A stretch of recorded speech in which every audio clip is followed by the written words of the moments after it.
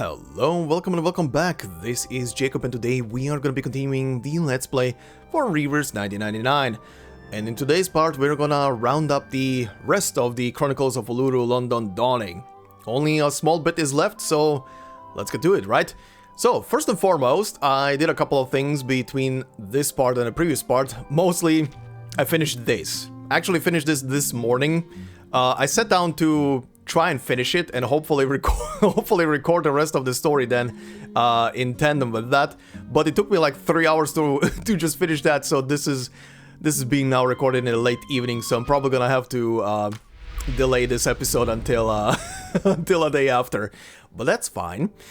However, it's finished and we're gonna cover the rest of this little article journey through this thing. And I've seen an interesting comment on the previous part regarding this whole shtick with the UTTU stuff, which I do have something to say, but we're gonna leave that for when we're done reading the last couple of articles. But speaking of the comments of the previous episode, the comment that piqued my interest last time and made me go like, huh, interesting. But I kind of see why they probably stopped doing that. Came from KRiderCoon8919, which was from a chain of comments. But sorry if I'm skipping the other comments, but this last one says, final chain, again sorry for the long comment. Fun fact, when UTTU was first introduced through the first event, which was Rimmed Cup, they had cutscenes that would play in between beating stages. These cutscenes are not voiced and involve the cast of that particular event. For example, Rimmed Cup had the Rimmed Cup cast, Green Lake the Green Lake one, and for Chapter 5 we had the entire Apeiron gang with 637, 210 and Sophia, which are still happy and didn't had war on their island. Ultimately, these cutscenes are just fluff dialogue that holds no water to anything in-game except the UTTU of 1.6 event, which was the final event that had cutscenes. By 1.7, which was Chapter 6's main story, UTTU was revamped into the one we have now currently. Now then, UTTU gives out free garments for characters in their shop. A lot of those costumes are no longer available to get anymore. So here's a list of characters who have gotten a UTTU garment, which you can check out, which you can check out in the garment section of the character in the crew selection. And what follows is the list of those characters. I'm gonna check them out very quickly, but very interestingly, or rather very interesting that they dropped doing it, but I kinda, like I said, I can kinda see why they would do it. Because it's, you know, it's easier to have text on some kind of static background than actually having to put in characters and animate them. And, well, even though the animations are, you know, predetermined and it's a couple of them per character, it's still a thing of you need to go through a lot of extra hoops and loops besides just writing out text. So I can kind of see why they stopped doing it. It's probably a bit of too much extra work probably on top of everything else that they have to do, but understandable. But yeah, anyway, K-Rider, thank you for that, and let's check out these skins, because I'm very curious what they are, or rather how they look. Alright, Apple, I'm gonna presume it's gonna be the only one that I can see and says source events, yeah. Echoing to Woodstock. Restlessness is rare to seen on this gentleman, so is the smoothing music packed with vitamin C. Very funny. Also, right. Actually, yeah.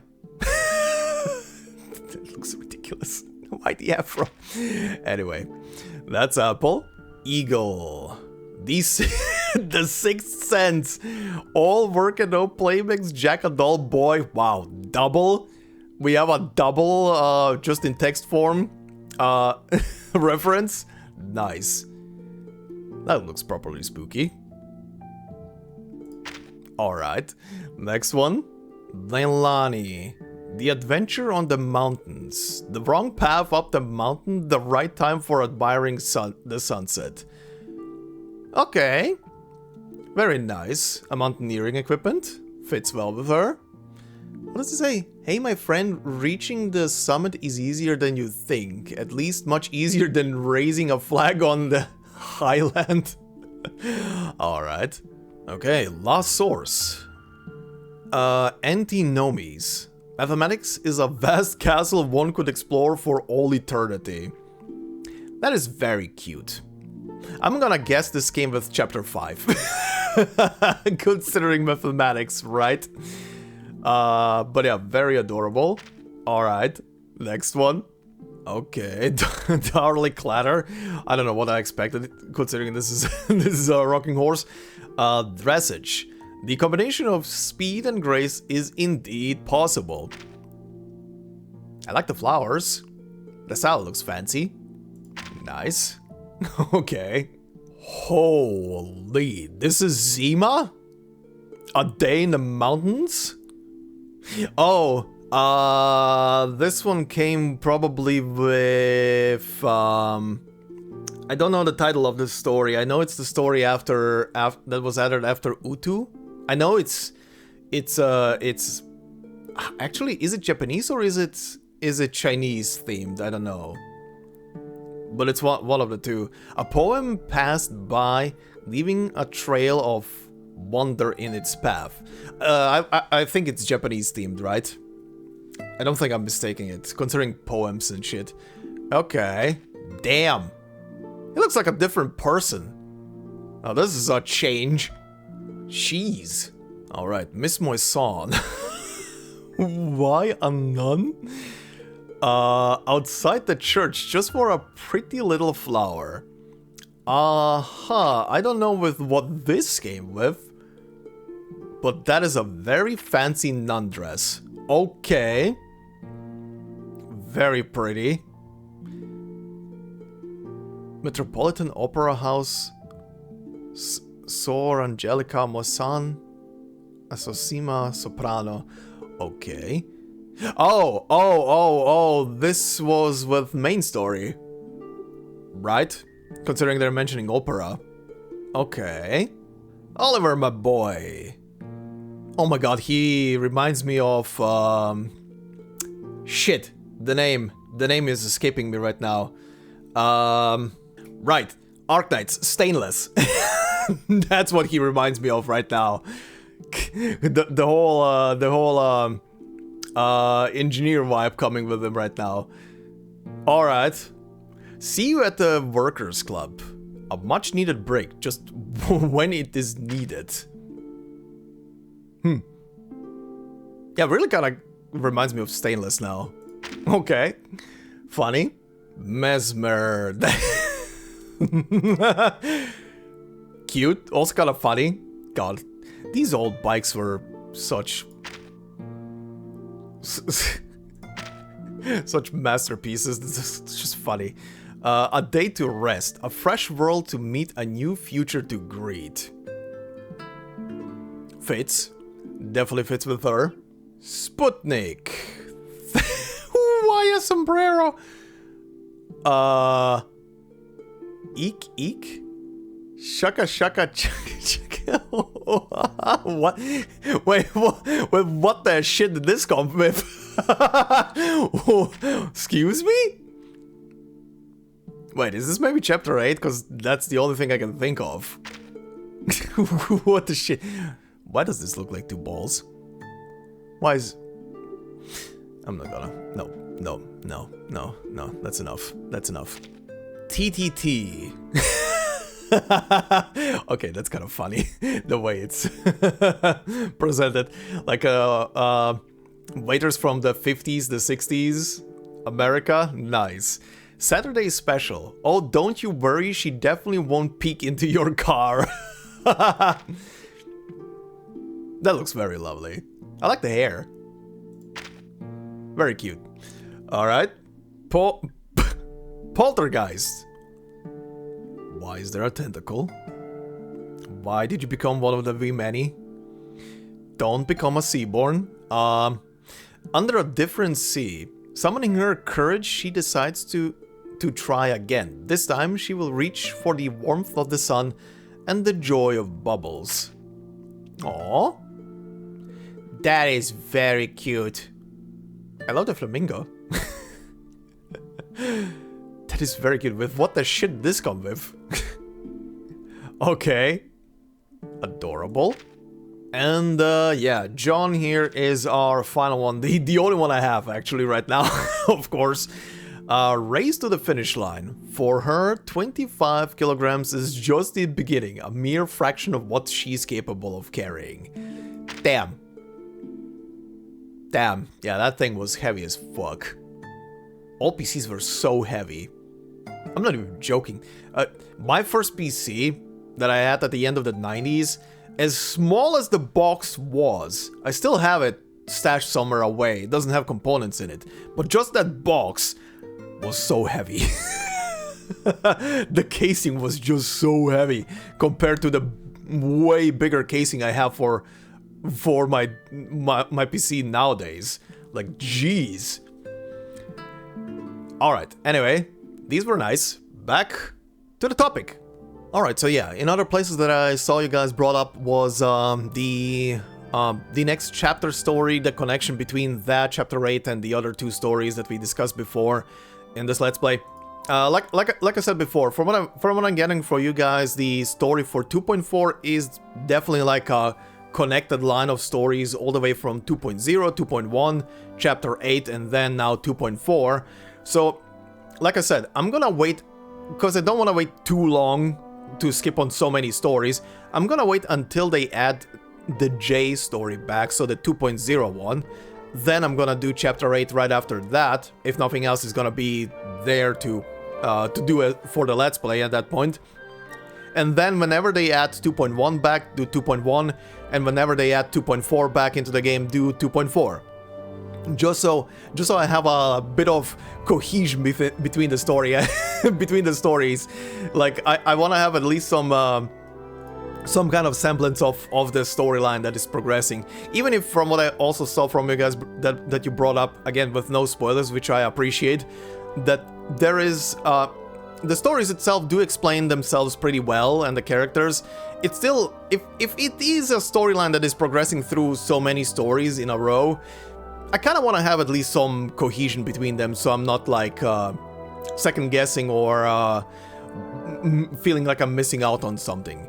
But yeah, we'll do it that way. There's still a couple of things to cover. I have no idea right now. I think you also guys didn't see, or maybe they did. Maybe they're not gonna be adding anything into the reflections for this upcoming patch.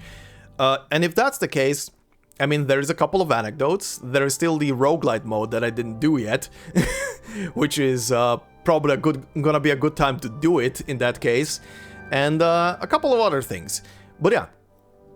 Anyhow, I did say I finished the Turning the Fog, and let's do that very quickly. So I stopped last time. Where is the thingy? I stopped last time in here on the stage with. Here's a funny thing. I actually finished this with max. How do you call these, stars? I'm just gonna call them stars. Okay, so first off, these cards. This is the one we saw last time. So number 5, Refine Customs. When the clock strikes the 4th chime, the world stops for tea. Actually, you know what? Let me read these in a row now, because that was on the previous episode. The Zing of Life. Can't find the right sweets on this street corner? Try the next one. Discerning Heart. Turning down sales pitches is a crucial skill for solo travelers. It's easier than it seems. Just be on the lookout for overly eager approaches. Long-hilted dual weapon. An umbrella is more than just protection from rain and wind. How to be a hero with just an umbrella is topping the bestseller list. Get yours now. Stargazy Pie. This centuries-old cuisine may not suit everyone's taste, but its traditions hold more significance than just flavor. This I just read one. Treasured Frame. Guess what? I'm on the latest edition of UTTU, right between last year's champion and runner-up. See? Half of my face there. A sightseeing essential. You walk past the hollow, round, grinning postbox. What a coincidence. A postcard stand is just 5 steps away. Alright, and for the story, we have to go in here. A creased letter stained with ash. Dear Lily, I'm sorry I haven't written to you in the past 2 weeks. The opening of the Uluru Fair has kept our family even busier than we expected.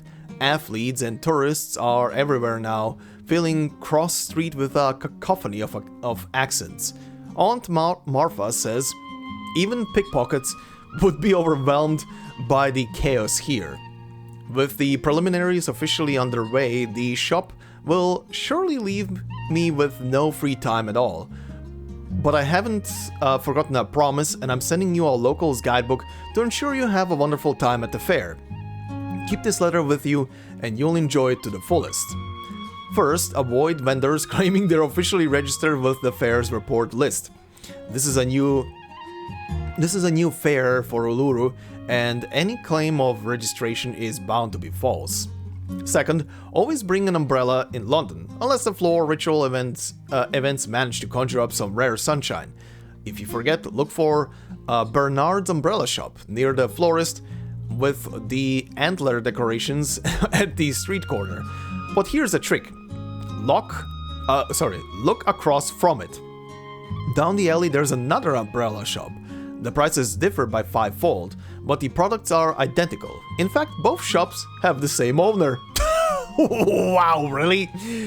I mean, you know what? Yeah, that's kind of ingenious. That is kind of ingenious. You place the big shop at the main street and then in a tucked away corner for people who know.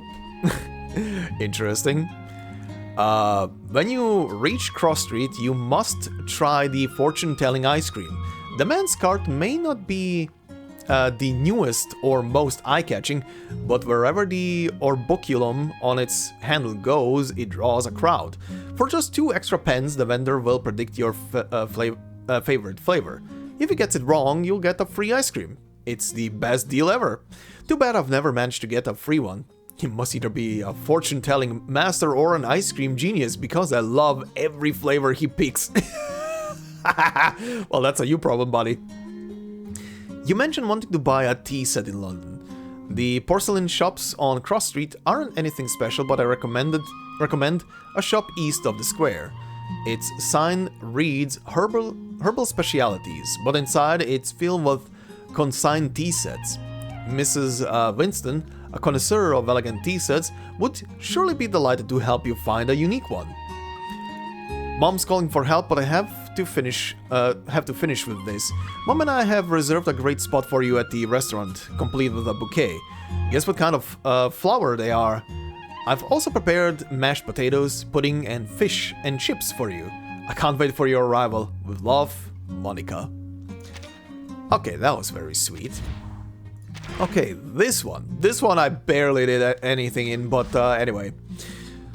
Let's see, first one is 10 seconds. In the spirit of sportsmanship, striking a down opponent is strictly prohibited. Masterful swordsmanship, today I will unveil the sword techniques my master entrusted to me. Noble aspirations. Wait, you mean it's a solid gold medal, not a piece of chocolate wrapped in gold foil? Oh, I love those chocolates that are shaped like medals. Anyway, three official system. Linesperson's role. Monitor the sidelines, call fouls, and step in if the referee is knocked out. Moving targets. The latest edition of the shooting event Spectator Safety Guide has added 86 new entries on dealing with moving targets charging into the spectator stands. Funny.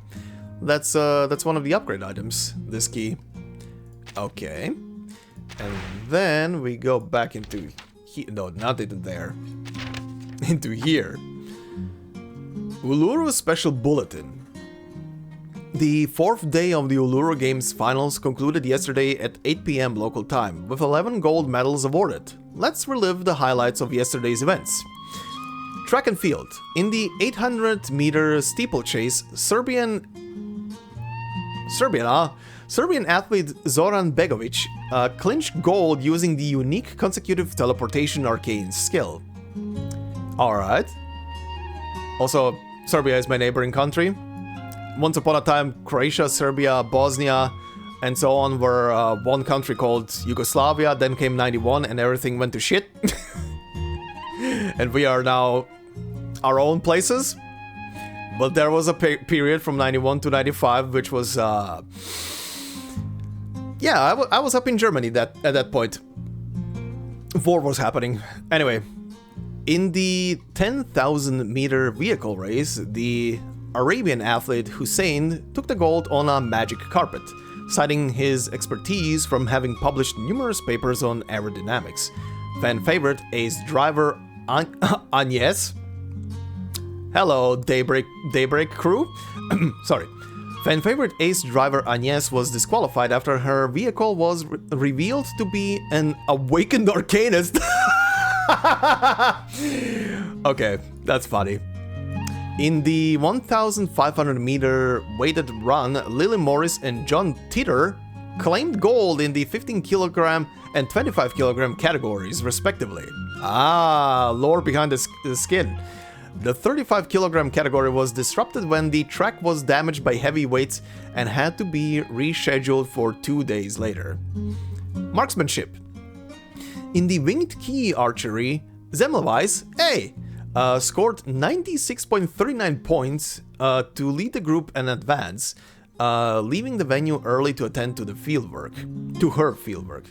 In the lunar archery individual ranking, Australian athlete Hazel broke the record with an incredible time of 3.32 seconds. However, an errant arrow struck 3 pinnacle grouse without golden apples, leaving the validity of the record under review by the committee. Today's schedule and highlights. 8:30 a.m. Fiery duel semifinals. Luca, wielding a Bolognese side sword and dagger, faces Tennant and her Spanish rapier. Luca's aggressive, bold style has made him the dark horse of this year's competition, while Tennant's seasoned precision and mastery of footwork will be central to her strategy. 11 a.m. Weather permitting, the floor ritual finals will proceed as scheduled. The semifinals were marred by poor performances, curses, and a collapsed Stonehenge. Now fully restored, the iconic site is ready for a breathtaking showdown between Charlotte and Caroline. Okay, very sweet. Oh, that reminds me, I have it already prepared. I saw a comment mention that there is a Twitter post from Reavers, and I found it literally just by Google searching it. Twitter post which covers like the Caroline story stuff, and yeah, we're gonna do that. We're gonna cover that in the Let's Play. I'm very curious. I only found it and opened it up. I didn't read it yet. But yeah, that's the UTTU stuff. So I did say I have one little gripe here with this thing, and that's not this. That's this. Holy moly, this is a lot of cards, and figuring out which cards are like the best for whatever characters you want to use and stuff like that is it's a nightmare. I'm gonna put it like that. It's a nightmare. Looking at these cards, just like scrolling through these and seeing how many they are, literally the only thing that comes to mind immediately to me is playing Path of Exile for the first time, and when you open up the skill tree for the first time, and then you see it, and you're like, what? This is kind of like the only thing that I have against this thing, because figuring out some cards that work and don't work was a pain in the butt.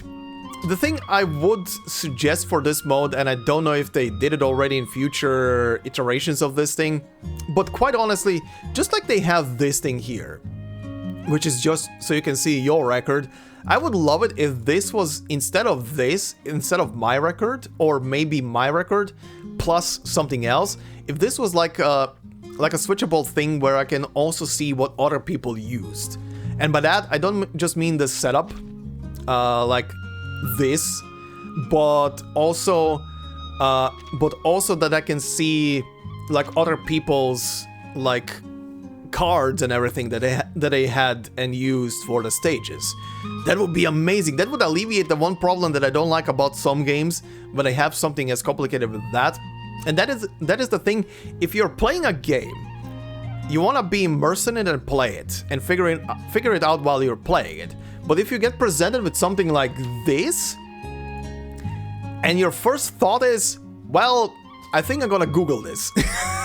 If that is your first thought, because that was kind of like my thought, I think I'm gonna have to Google this. Which luckily I didn't have to, because the cheese was called Anjonala, and her little... I can't remember what the debuff is called, the little purple swirly thing, that kind of carried me through the rest of the event, because that managed to stun lock the enemies. I was pretty much just spamming her skills and whoever she was partnered with, just to have her attack as much as possible, so she can inflict that debuff and stun lock an enemy. But yeah, this button include like an online survey of people, what they were using in this encounter, and what cards they were using. That's all this needs. Because that alleviates the problem of looking at this whole thing and thinking to yourself like, well, I think it's time to Google, because otherwise I'm gonna spend like 6 hours, and I can clearly say I've spent like 3 hours this morning just to figure out the rest of this event. So that was a lot of pain.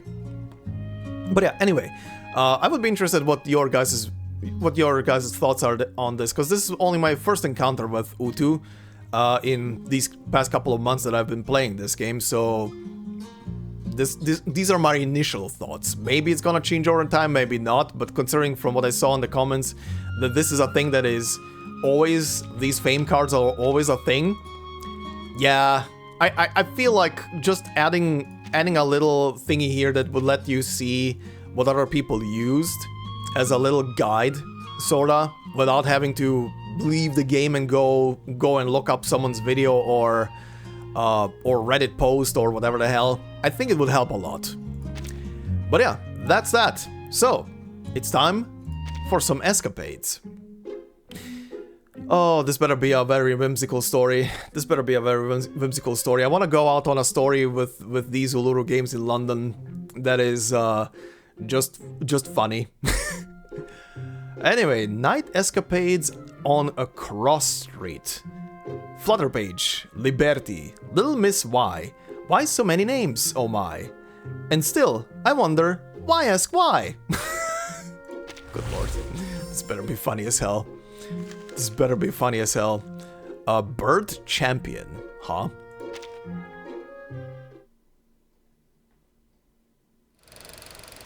Okay.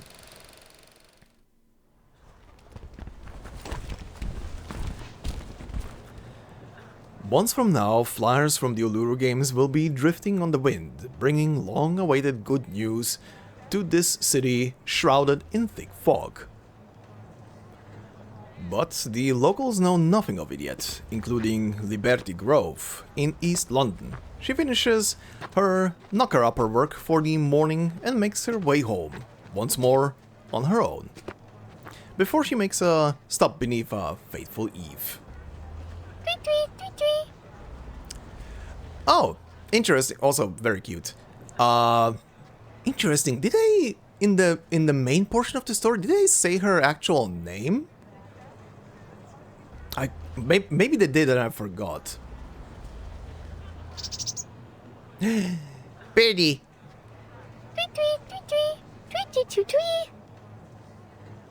Can you be even more adorable? And that's a trick question. The answer is yes. Their cross-species interaction takes place on the corner, its participants oblivious to any onlookers, yet inevitably catching their eyes. Oh, look who it is. It's little Miss Y. Hmm? Is she trying to talk with that bird? Not surprised, two odd birds together. You ain't half wrong. The children burst into laughter, roughhousing as they leave. Liberty looks back. Don't pay them no mind. Liberty looks back to the little blue bird on the eaves once again. They're just like that. Could be they're onto something though. My bird talk's a bit rusty, and you don't speak English neither, do ya? Clocked you hanging about a while ago. Been following me, have you? You fancy us being mates? Uh-huh. If you're trying to say yes, then let's get a move on, This child.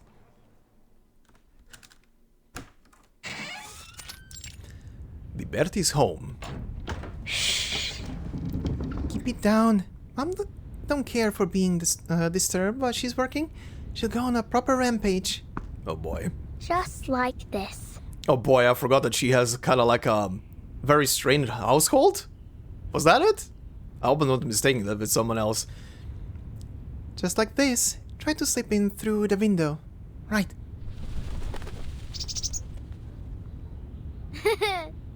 Blimey, you actually came. So I was right. You do want to be mates. Fancy some bread? It's all I've got for supper. Oh. Don't make him sad now.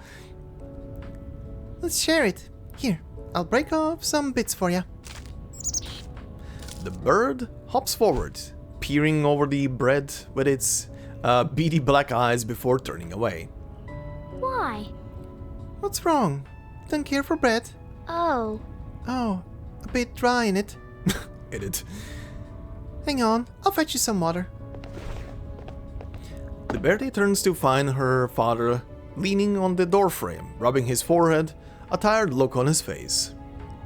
Liberty. You're back. You up, Dad?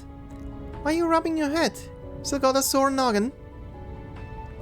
Her father came home late last night, knocking on the door in a drunken haze, and now looks as though he has only just rolled out of bed. Every night before his day off, he drinks with his co-workers, until the last drop's been drunk. Oh boy. Oh boy. Liberty has never been fond of the sharp scent of alcohol clinging to her father, but she knows he isn't fond of it himself. Her father says nothing in response. Who are you talking to? My new mate, see? Liberty moves aside, introducing her father to the tiny guest standing on the windowsill. You don't mean the bird, do ya? What am I to do with you, girl? Why can't you be more like the other little ones on the street, you know? Behave a bit more proper? They don't go off talking to birds all day. They go out and play with each other instead. But I don't like playing with them. Unsociable. That's what your teachers call you. Now I've warned you already. You can't go on acting like this and do strange things. What do you mean, strange things? You always got a mouth back to me, huh? But I still don't get it. Never mouthing off that. I just don't see why. Oh. The door inside is flung wide open, hitting the wall with a loud thud. Shush! Must you two make such an awful racket? Oh boy. Can someone adopt this child? The true head of the Grove household stands in the doorway, exuding a silent, threatening aura. The pair go quiet at once. I'm starting to feel like I know what the dad is drinking. He probably might not be like a complete asshole, but I think I'm starting to see stuff. Sorry. You know what? You know that while you're off having fun at school, I'm working myself to the bone, don't ya? From the second I open my eyes, it's not but sewing and weaving for me all day long. I'm gonna make myself blind from all this work. So all I want's a bit of peace. Is that too much to ask? Jesus Christ. Father and daughter bowed their heads, silently saying a quiet prayer. that this storm might pass over them. However, the storm has other ideas. Mother's gaze suddenly hardens, fixing in place. Liberty watches in confusion as she steps closer, inch by inch, until she finally stops at the windowsill, staring in disbelief at the half-eaten bread. Hold on. At the half-eaten bread and the little bird perched nearby. What were you thinking, Liberty? Feeding your bread to a bleeding bird? I... It's only a bit of my supper and I don't mind sharing. It's just that she is my new mate and I just thought I'd give her something. Oh, don't mind sharing, do we? Miss Liberty Grove, our own little Lady Bountiful, giving out our bread to the poor little bird. We don't work as hard as we do for you to feed your bird! Jesus Christ. Liberty's new friend flits away from the window. A little disloyal, perhaps, but Liberty knows she can't be blamed. Ease up. I'm sure Liberty knows she did wrong. And she won't be doing it again, will she? Liberty. How about you go and fetch next week's shopping? Lend a hand around here, huh? Go get some money from your sister. I wrote the shopping list in a blank spot on the newspaper. Right here. Go on. Off you trot. Sister, huh? The shopping list is shoved into Liberty's hand and she is pushed out the door. Unfortunately for her, council house doors are not known for their soundproofing. That girl can't keep carrying on like this. You've got to talk some sense into her. I've told her time and again, but does she ever listen? Aww. Someone adopt this child's stat. Vertin, into the suitcase, take prisoner. It's a good thing this time. Anyway. The lilting sound of a bird reaches her ears from above. Liberty looks up, her smile returning once more. Waiting for me, were you? Thanks. I was in need of some cheering up after all that. Sorry. I hope they didn't give you too much of a fright. They ain't always so cross. I'm off to find Sarah, my sister. She's usually down here with her union lot. You could wait with me if you like. Satisfied by the bird's answer, Liberty heads up the stairs. Just as she's about to knock, a large, broad-shouldered worker stops her. Hey! Hey, what do you think you're doing? This ain't no playground, girlie! The worker eyes Liberty suspiciously. To him, she's just another little mischief maker, sneaking around and stirring up trouble. That is, until he hears the name of another grown-up. I'm here for Sarah. Right, I remember you, the little sister, ain't ya? Hang on then, I'll fetch her. He motions toward Liberty, wordlessly impressing that she should stay by the entrance. Actually, now that I think about it, is it Liberty or is it Liberty? I feel like it's written in Latin. Anyway. I don't like it much in there. Everyone's got faces rather than slapped. Oh, this is telling. Faces rather than slapped backsides? Oh god. Waiting at the door, she and the bird resume their friendly chatter. I think... Sarah's proper clever, and I do look up to her. Only, sometimes I think she don't much care for me. Mom and Dad were saying that Sarah's running for union leader. And if she wins, then she might move away. If she leaves, then I won't get to see much of her anymore. I don't know if that will make me feel chuffed or got it. Just thinking about it makes me feel a bit funny inside. Aww. The little bird, perched above, tilts its head and flutters down, landing softly on Liberty's drooping shoulder. Oi! What are you like? That tickles! By the way, sorry about the bread. I hope you'd get a bit more than you did. And I was planning to introduce you to Ollie. Suppose it'll have to wait till next time. Liberty and her avian companion wait at the stoop of the doorway for a long while, and a touch of boredom begins to set in. Oh, I know! How about I show you a bit of magic? You up for that? She reaches into her pocket for the half sheet of newspaper, flattens it carefully, and pinches a corner, making the entire sheet stand upright. Watch your clothes now. Stop. Oh, that's the sister? What are you doing? A hardened hand, thick with calluses, seizes Liberty's wrist, sending the shopping list tumbling to the ground. You're really doing that again? How many times have we... Again and again. Don't do that. I was only... You haven't been doing that little trick of yours around town, have you? Trying to get some attention, showing off to your schoolmates, your friends? I haven't. You'd better not have. Sarah fixes Liberty with a hard look. Then finally, lets go of her reddened wrist. Remember this now. Don't go causing trouble for our family. Is she not gonna get a full model? True. I ain't causing no trouble. I'm doing my part as a knocker-upper, aren't I? Oh, aye, very impressive. And you know what I was doing at your age? Working 4 jobs in all. Jesus. That was after the war. Before then, well, you don't know nothing about how rough it was then. I was younger than you are now. But I still made sure I was always seen and not heard. You've no idea how hard we had to work to get us here.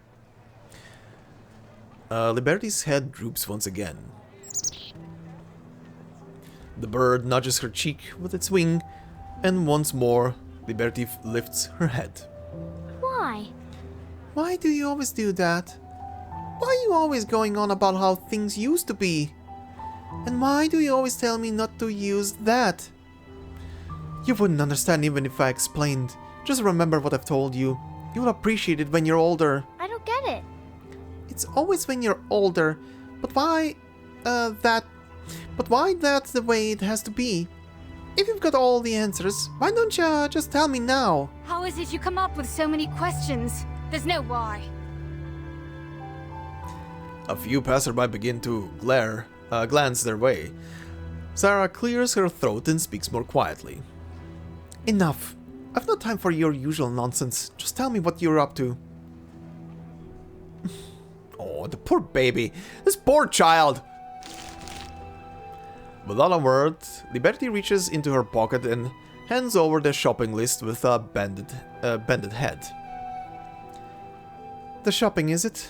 Well, it does need doing. Her sister frowns and she digs into her pocket and counts out the coins one by one. Here, this should do. And if the shopkeeper says it's short, you tell him he can forget about trying to charge us more. And if there's any change, you bring it right back. No sweets, understand? After giving her strict instructions, Sarah heads back inside, pulling the heavy door shut behind her. I won't. I won't use it for sweets, honest. Still, she plans to go to Miss Laurie's shop later, because she has to go home after the shopping's done. For the time being, she has no desire to head home. This poor baby. This poor baby. Can I get a happy story for the baby? Your family sucks. Willow! Goddamn, adopt this child. Marry Caroline and adopt a child. Stolen name. Okay.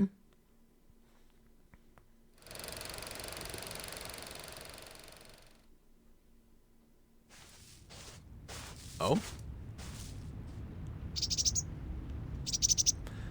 Liberty makes her way down to the lake, her little bird friend fluttering along beside her. Still trying to cheer me up, huh? Oh. But I'm afraid... but I'm alright, really. Just give us a moment. I'll be right. It's raining thick. Every child has their own secret hideaway, and whenever Liberty feels the urge to slip away, she finds her way here. Many legends surround this spot. The grown-ups warn of the dreadful Jenny Greenteeth, who drags careless children into the lake to meet a watery end. They also say mischievous fairies roam the area, stealing prized possessions from unwary children. They also say... As she thinks about it, Liberty realizes she's never actually encountered any of these creatures. Maybe they're nothing more than scary stories dreamt up by adults to keep their kids from straying too far away. I mean, in most cases, yep, that's the case. In which case, this quiet little haven really is all hers. A place no other children would try to claim, where Liberty can spend her time in peace before heading home for supper. Also, I'll apologize again if it's Liberty. I'm apologizing, but I don't know. It's the way it's written and birds and stuff kind of feels more appropriate. Feels more Latin than actually English. Liberty sits by the lake, pulling out the shopping list her father gave her. Then... Look, a little fold here, and it's done. Look at that. A little bird just like you. Oh. Like looking in a mirror, it is. I want to be like you. I could fly off somewhere else. Might be. Might be somewhere else. There's an exciting adventure waiting for me, far away from all these worries. Could you? Could you take me there? Oh. Fair enough. Suppose that's asking a bit much from a little thing like you. I was only teasing. Remember me saying I wanted to introduce you to Ollie? He's a bird too. Just happens to be a rooster, that's all. See, people ain't too keen on Ollie's crowing and waking them up in the morning, so I keep with him down in the cellar. Ollie always wakes me up bright and early, and then I go ahead and wake everyone else up, tapping on folks' windows with a pole right when I'm supposed to. Jesus. As she reaches this point, Liberty's voice falters, her hands slacken, and the little paper bird sags in her grip, But feeling weight again as her energy wanes. But let me tell you a little secret. If I'm being straight, I don't really need Ollie to wake me up. Keeping Vertin in the cellar just makes me feel more like home, you know? Jesus Christ. Mom, Dad, and even Sarah. I know they love me, and I love them too. But sometimes they're just... well, they're like what you saw. I don't get it. Why can't we all have a good laugh together now and then? We might not have much, but we could still be happy with what we got, couldn't we? What do you reckon? Huh? Jesus. Silence settles around her. Liberty's new friend has vanished without a trace. Oh well. Cheerio for now. Could have said a proper goodbye first. Wouldn't have killed ya. So, back on my lonesome again. Liberty stretches out her arms and legs, sinking into the soft grass. Feeling the breeze drift across her cheek, she imagines herself as a paper page, ready to be carried off by the flutter of the wind. Hang about. What's that? High among the tree branches above her, there is something lurking, hidden in the leaves. Ooh! A gust of wind lifts her skirt, and Liberty lets go of the branch, landing softly on the ground. You were tucked right out of sight up there. Good thing I don't mind climbing trees. Let's have a butcher's... What we got here? Don't? A pouch? Someone must have left it up there. It says... Oh, Oh, I gotta say, this is proper clever. Cause I figured if it just said open me, well, then I'd never open it. That'd be too obvious. If it says don't open me, I'd still think twice. It's a bit on the nose, innit? But this... Don't open me. Nicely done. I'll bite. Oh no. Oh no. Oh no. What did you find? Uh-huh.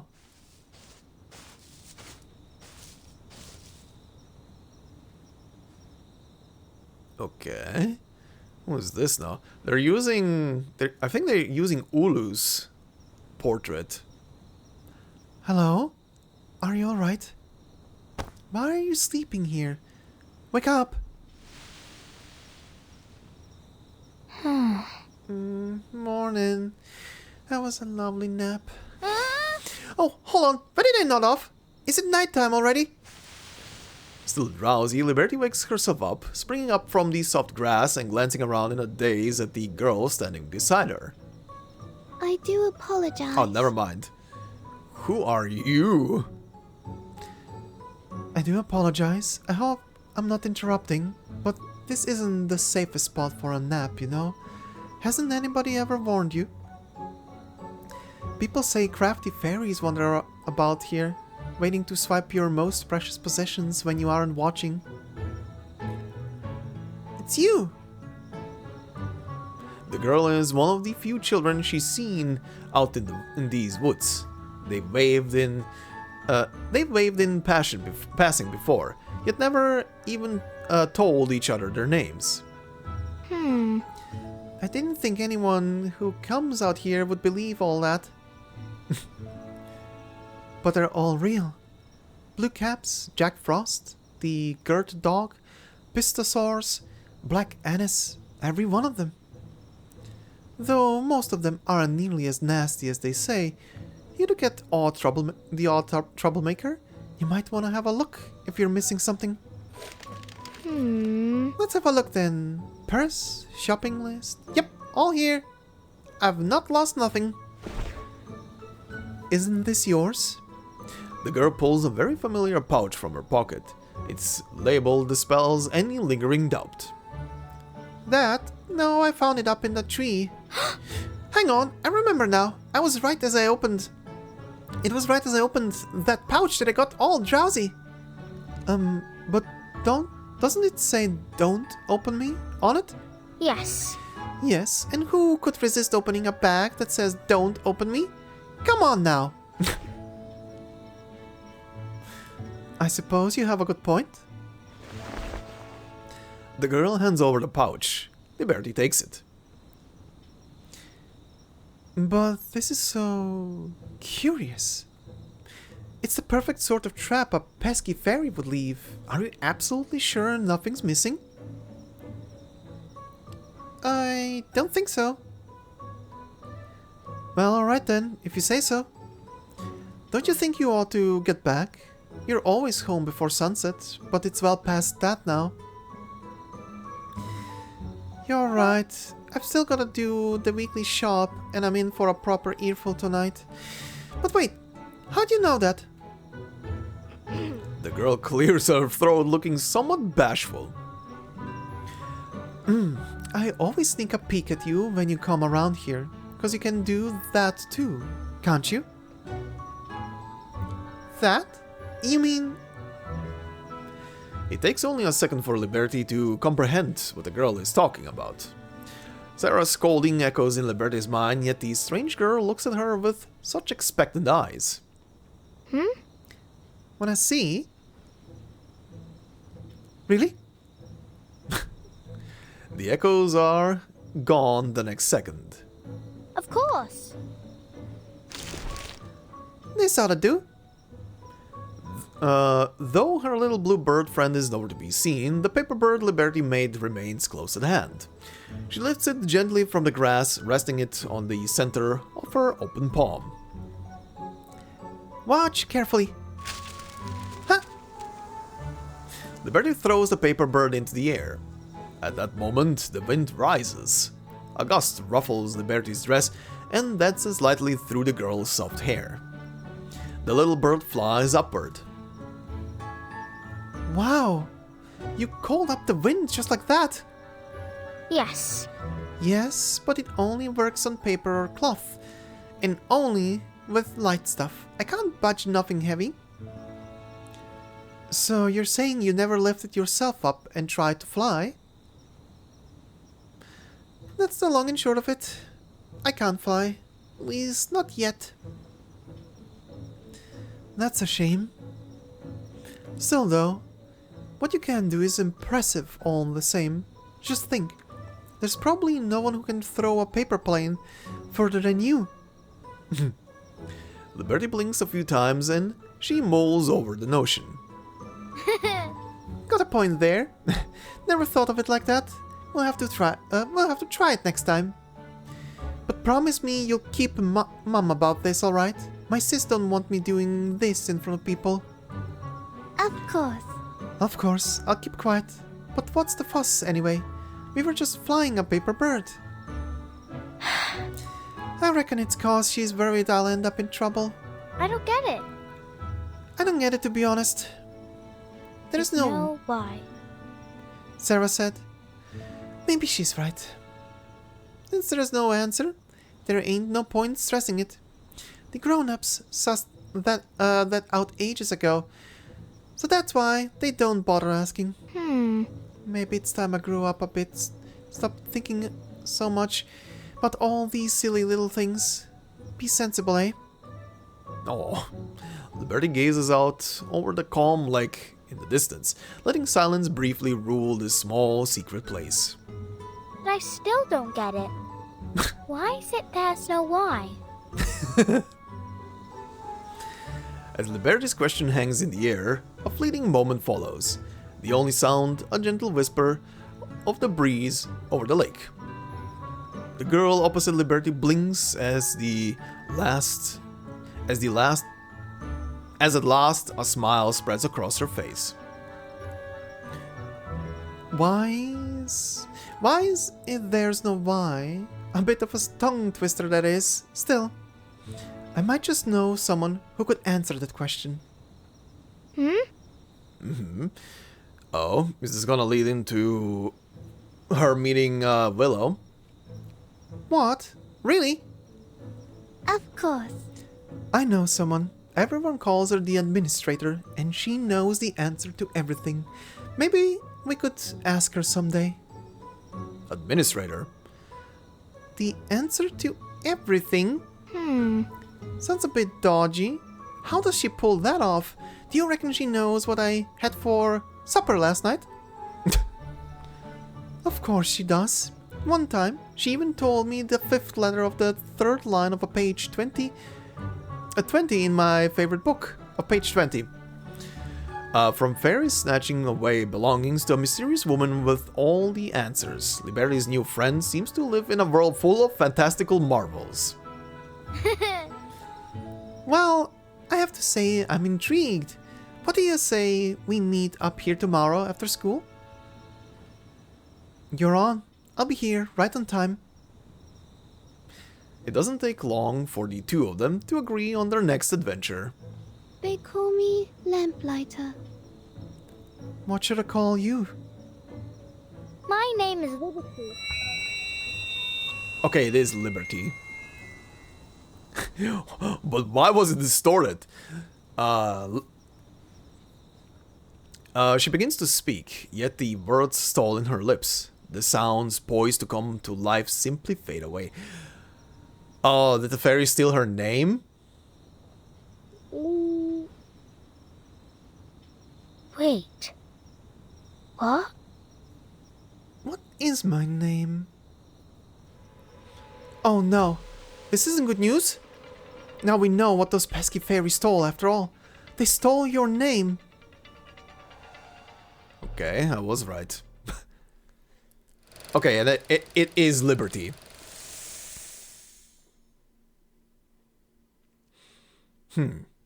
Okay. We're gonna be chasing fairies. Cross Street.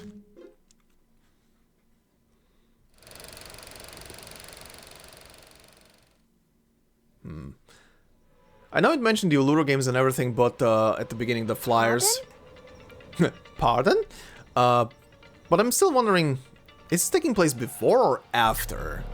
I guess I'm gonna see as we're gonna go through this. You mean those fairies nicked me own name? Under normal circumstances, she'd say the whole situation was entirely daft. Yet such concerns are far from her mind in this moment. That's right. And now that night's falling, it is on its way. It? No sooner does she finish speaking than the dark woods in the distance start to seethe and shift.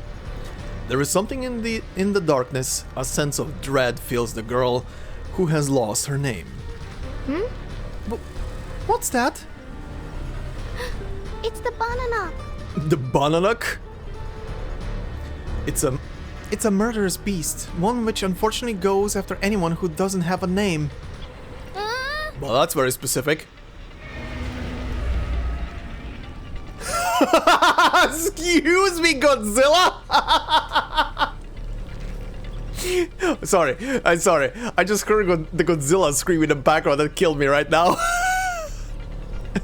As a Godzilla aficionado, that was too much to bear. And the text is auto-scrolling. God damn it! Uh-huh. Can I read it? Can I read it in peace? No, I can't. Shit. Okay. Wait, I need to do it from the recording then. Okay, so the parts that I missed out on. Darkness begins to engulf their surroundings, the moon's light disappears completely, surrendering the world to a black abyss. The scene unfolds to suddenly denying the girl a moment to voice her disbelief. It's coming right for us. We need to get out of here now. Lamplighter grabs the girl's arm and pulls her along as the hollow, terrifying roars of the darkness echo close behind. Okay, and that was that. Not a lot, but still. This way, quick. We can't let the banana catch up to us. Okay. The path upward is blocked with a red marker. You'll have to take the path to the east. Drag Flutterpage along grid lines to move around. Okay. The little bird will stay on the street lamp for a while. You'll have to approach and retrieve it before you can use it again. We need to check every landmark to find your name. Except for the street lamps, you only need to visit those if you want to retrieve your little bird. Again, drag Flutterpage along grid lines to move around. Okay. Ah, I see. I need to hit all of them without overlapping the path.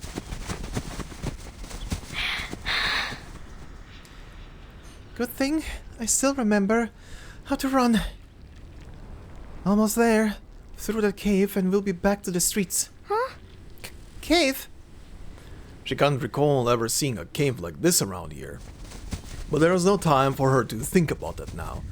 She follows Lamplighter headlong into the pitch-black passage. Unsurprisingly, the cave is dark, so dark that she cannot see her hand in front of her face. I wonder if this whole thing is gonna turn out to be just a nightmare. She's still dreaming next to the lake. She threads carefully through the lightless passage. The inky blackness wraps around her like a viscous liquid until she's unable to make out even where the ground is, no matter how hard she stares.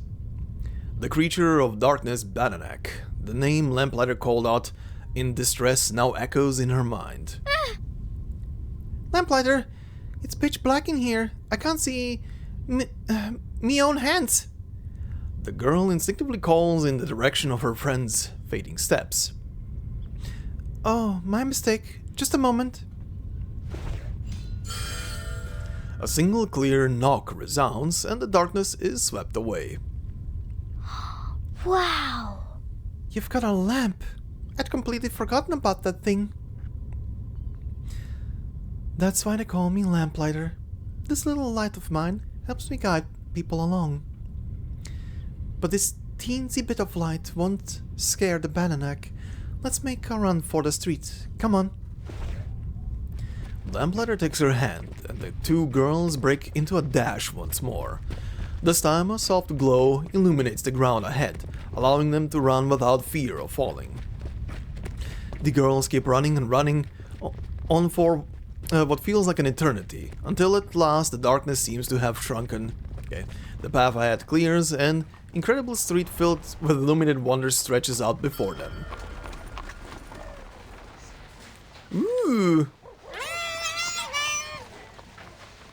What in the shit, where are you? Friendly merchant? Huh? New wares just in, step right up. Corn dollies, strong as they come, for harvesting. Your spots in keeping the undead at bay. That was voiced. Who's in the market for a bit of sorrow? Freshly bottled veils, any kind you like and made to measure. Keep up, girls, you'll be late for class. Oi, put that down. If you think we're buying that, you can think again. Read all about it. Notorious playground bully Scone, the scoundrel known to harass little bugbears for their pocket money, finally nabbed by the girt dog of Ennerdale. What is this? The street teems with life, and the stalls overflow with curious she's never... Oh boy, here we go again. With curious she's never seen before, as strange creatures of all shapes and sizes hurry past. A critter calls out to would-be customers, beyond him a chatty lump of coal, a timid ghost, a trundling family of beasts, and a strange plant selling newspapers on the corner. Where am I? Are we done auto-scrolling? This is Crisscross Street. Okay, thank you. Little lights chase each other around and around along the rooftop, and back down again to a bear swinging a drink from a honey jar as a scarecrow knits while watching over its vegetable stall, and her mouth falls agape and refuses to close. Haven't you never been here before? Me mum says cross streets where all the Arcanists hang around. She don't want me mixing with them, so she keeps me well away from here. Wow. But I've ain't never heard of all these sorts living on Cross Street. You sure we're on the right road? Of course. Of course we are. Critters have called this place home since before anyone can remember. Only thing is, it looks different to each person who enters it. Most folks can't manage to find their way into this cross street. And it's even harder if there's no one to guide you. Follow me. Lamplighter leads the now nameless girl down the marvelous street ahead of them, accepting all sorts of peculiar treats from the magical vendors and stuffing them into her friends' hands. The critters offer kind greetings to Lamplighter and to the nameless girl, her mouth full of treats as she waves back with a stuffed smile. Huh? But ain't that Bananac still coming after us? No. They ran it off this street a long time ago. I can't say I've seen it myself, but everyone knows it hunts down any children that have lost their names. A truly wicked thing. Oh yeah, my name! Why? How does a fairy go about nicking someone's name? I mean, how's that even work? And if I ain't got any name, what's that make me then? Can't say I know, to be honest. Suddenly, a spark of inspiration lights up in Lamplighter's eyes. But I know just who would. Remember the lady I said I'd introduce you to? She's the administrator of the Cross Street Library, the most respected, fair and knowledgeable person on this street. She knows everything. She'll definitely know what to do. Follow me. Although, what should I call you in the meantime, huh? Yes. Yes, I suppose it won't do going around without a name, will it? Maybe a nickname will do for the time being. That way, people won't have to keep shouting, "Oi, the girl who lost her name," whenever they see me. Brilliant idea. Let's see. How does Flutterpage sound to you? Okay, so this definitely has to take place before she meets Willow.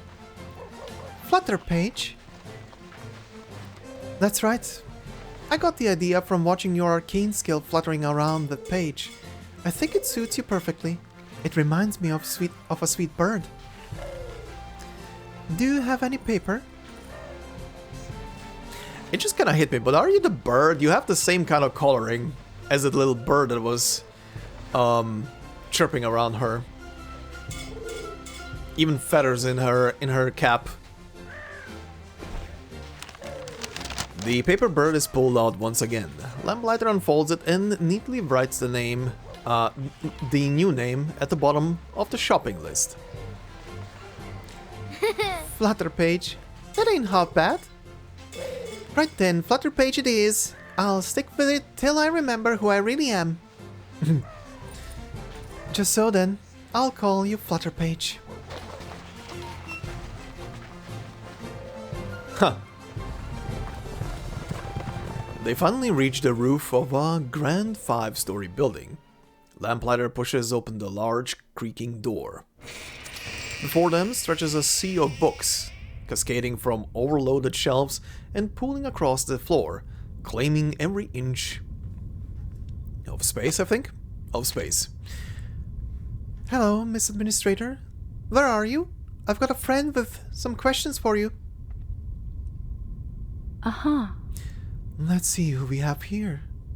A muddle-headed little scatterbrain who's gone and lost her name.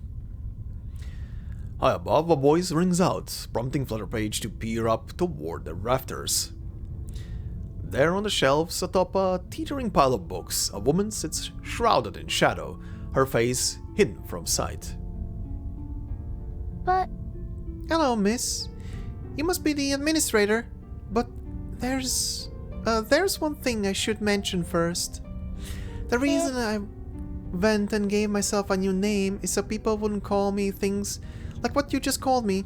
If you really know the answer to everything, you should have known that already. This cheeky little thing.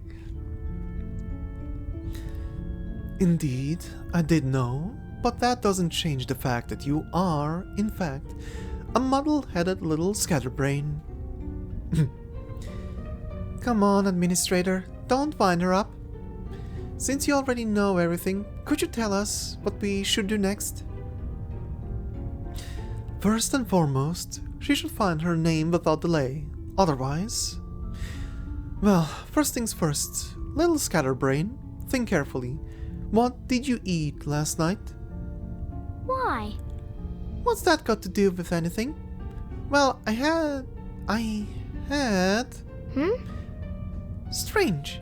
I can't remember. I see. Exactly as I thought.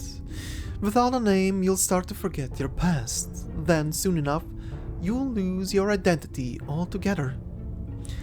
The Bananak won't let a tasty little morsel like you slip away.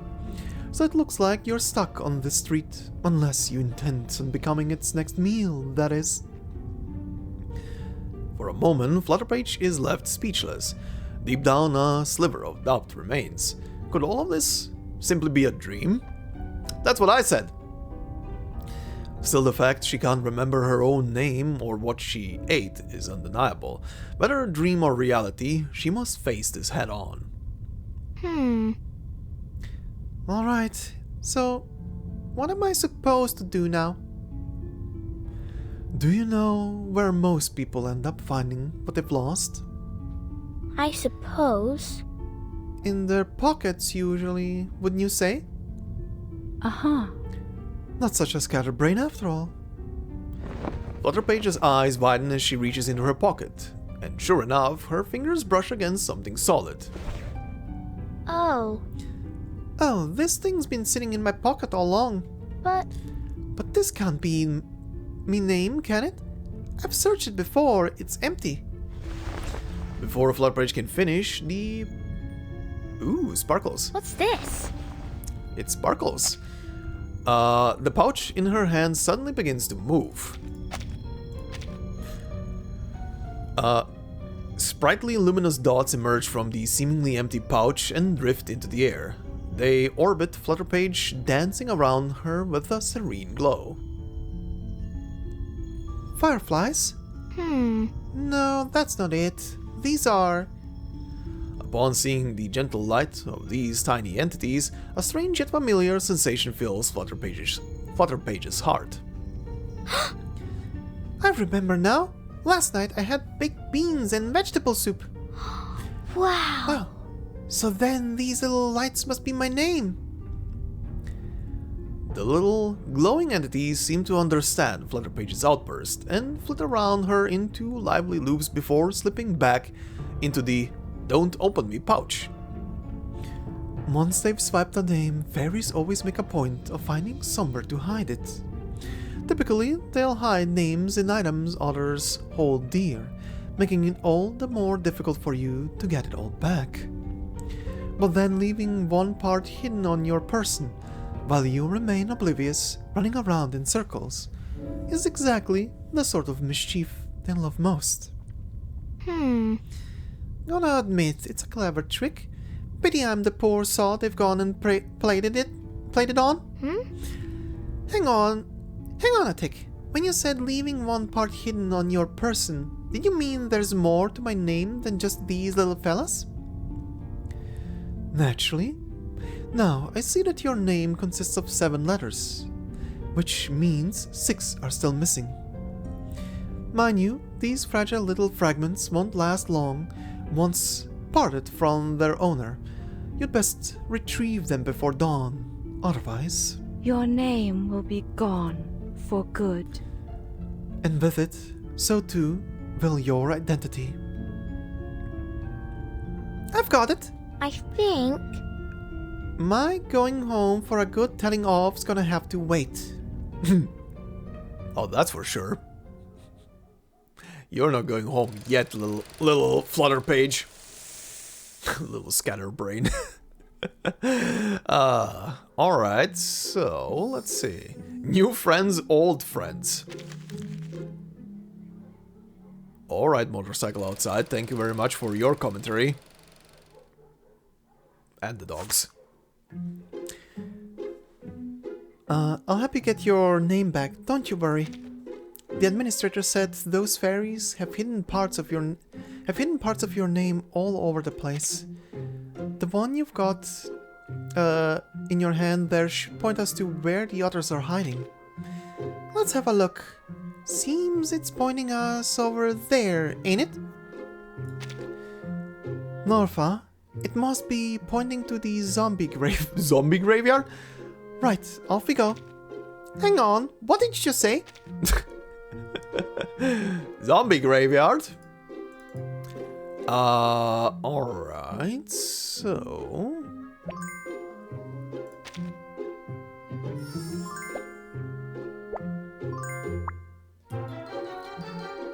There we go.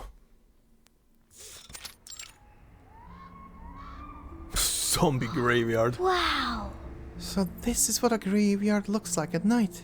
It's got that proper graveyardy feel down pat, that's for sure. I mean, it's a graveyard. You scared? No. No, mate. Is that true then? There would be, you know, zombies about? Of course, they're right under your feet. Keep it down, though.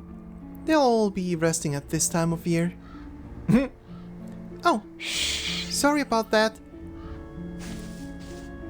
Together the children navigate the silent field of gravestones, venturing deeper into the graveyard.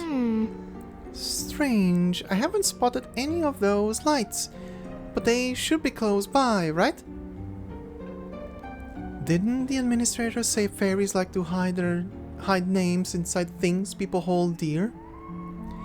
To tell the truth, I'm not entirely sure what that means, But surely there's someone around here who might know. Speak of the devil, there's someone right over there. Very inviting guy. Resting against a gravestone, a large, eerie silhouette heaves a sorrowful sigh. Excuse me, mister, but oh, he don't look like the chummiest of chaps now, does he? He ain't a zombie that's woken up too early, is he? No, that's the Tomb Watcher. He isn't a zombie, just a bit odd. Though he's supposed to be already making his rounds at this time of night. What's keeping him? But maybe he knows something about me name. No harm in asking, I suppose. Flutterpage takes a deep breath, steadying her nerves as she prepares to approach the towering figure. Excuse me, sir. Could I... Sorry, Gov. I'll be off in a tick. Oh. Flutterpage gawks at the Tomb Watcher as he topples down from the gravestone, seeming more frightened than she is at their meeting. Oh, wait. Oh, who are you? Sorry. Sorry if I gave you a fright. We're looking for something and was wondering if you might be able to lend a hand. This thing I'm looking for, it looks a bit like a firefly, but it's actually, my name. As the words leave her mouth, Flutterpage realizes just how absurd this all sounds. As expected, the hulking figure pulls himself upright, glaring at Flutterpage with suspicion as his menacing face edges closer. Hearken, little one. I don't know what this is all about, but if someone put you up to taking the mickey out of me, I'll... You'll what? If you say so. Nothing. I'm just a big ol' nobody, and I... The Tomb Watcher slumps back against the gravestone with a long sigh, utterly defeated. Why? Why would you say something like that? Word is the Bananek's back, so we set up a patrol. Everyone else is out making their rounds as we speak. But I can't help thinking, what if I actually come face to face with the Bananek? I was shaking in my boots just thinking about it. That's why I snuck out of my part of the graveyard. I know I can't keep hiding, can I? I've got to get back, back to me post. The Tomb Watcher wobbles to his feet, every step a battle against his trembling knees. No, I don't get it. You're heading off back there. Didn't you just say you were scared? I am scared, but that doesn't mean I can just carper. I gotta face it. I ain't no coward. Why not? Why can't you just leave? What do you mean? Flutterpage's tone is genuinely confused, prompting the Tomb Watcher and Lamplighter to exchange surprising glances. I'm thinking... If you're that scared, why don't you get someone to cover for you? But... I don't know what else you lot got up to around here. I reckon there must be plenty to do besides wandering about. What about sorting out meals for everyone? Fixing their clothes or even waking them up in the morning? That way, you'd still be pulling your weight, wouldn't ya? I can't do that. That's the kind of thing only a coward would do. They'd be out there patrolling while I'd be stuck doing some fiddly little busy work. What's it matter, though? That'll make me look strange. My friends will make fun of me. I don't think so. No. I think... They really ain't much good as friends at all. Real mates wouldn't treat ya like that. The Tomb Watcher falls into silence for a while, emitting a mixture of confusion and helplessness from behind his mask, until at last his shoulders slump gently. Maybe you're right. I shouldn't care what others What those lot think of me? Should I? He lingers there, unmoving, head drooped on the spot, and then, with unexpected resolve, takes a deep breath. Dash it all. I ain't going, coward or not, who cares? Tough for that, love. Tough for that, love. I don't think I've ever felt this good in my life. No, I don't have a clue about this thingy-majig you're looking for, but... Ah. You're welcome to have this, if you want it. A present? Oh, that's brilliant. Hold on, you made this yourself, didn't you? She eyes the necklace made with feathers and pebbles, tied with a common bow knot. Oh, I did. Truth is, I've always been fond of making stuff like this, but everyone reckons it's for softies. Wow. Don't be daft. It's well impressive it is. Flutterpage takes the necklace and holds it against her neck, tilting her head as she visualizes wearing it. What you think? Reckon it suits me. Smashing. Proper smashing, love. Cheers for everything. And I mean it. Why? What are you thanking me for? You're the one who gave me a gift. It's me who should be thanking you. Thank you. Aw. With a small smile that sneaks through from behind his monstrous mask, the Tomb Watcher departs with a wave as he vanishes into the shadows. You know, I reckon not many people would have thought like you just did. What are you getting at? Most people would try to push him into being brave, don't you think? Why? Why should he have to be brave if that ain't what he wants to be? Because... well, never mind. You know, I've got to say, I've taken a liking to you. Thank you. Oh, Cheers, mate. But It feels like I'm forgetting something important. That's right, you certainly have.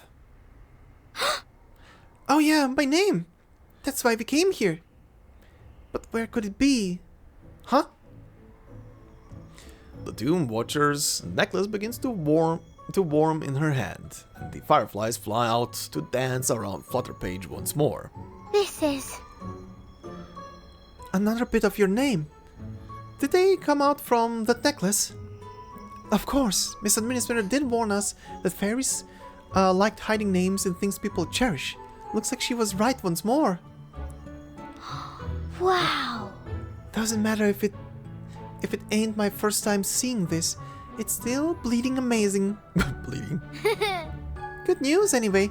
I've snagged me my second letter, haven't I? So, It leaves us with 5 more to find. why? Why'd there have to be so many letters in my name? If it was something simple like me, we'd be done and dusted by now. Well, it's a name. Now that's a thought. Still, I've got a feeling we'd somehow find ourselves in a twist anyway. Let's pick up the pace. Remember, we've only got until dawn to put your name back together.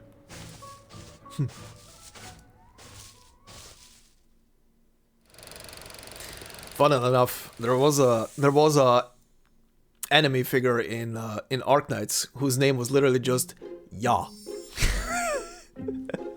Spelled with a Y and an A.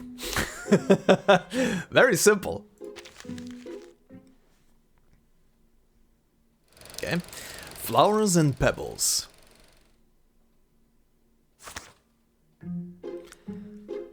Let's go, Flutterpage.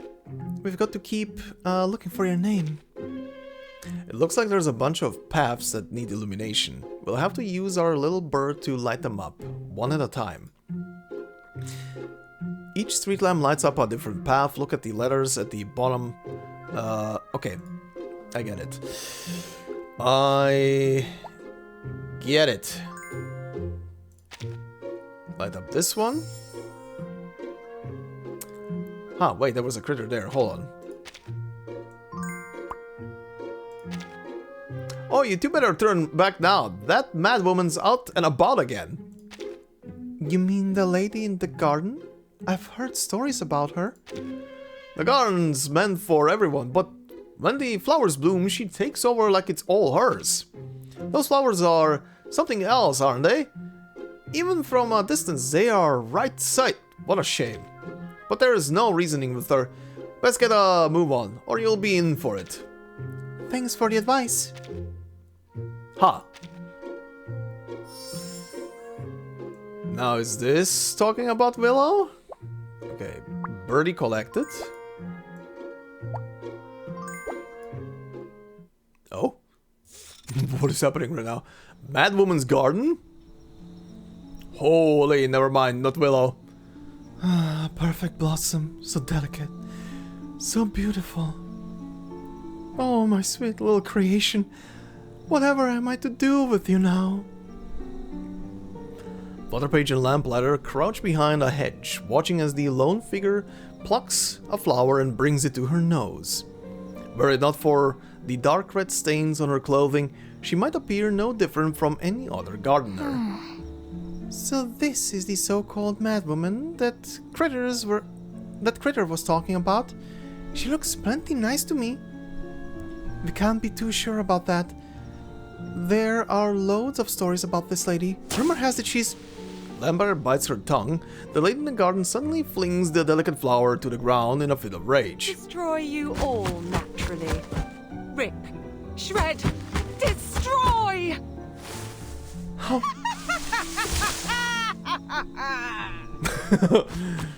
Sounds like a Disney villain. She crushes the flowers beneath her heels, stomping manically over and over until the once blooming flowers are reduced to mulch. Oh. Right then, spoke a bit too soon, huh?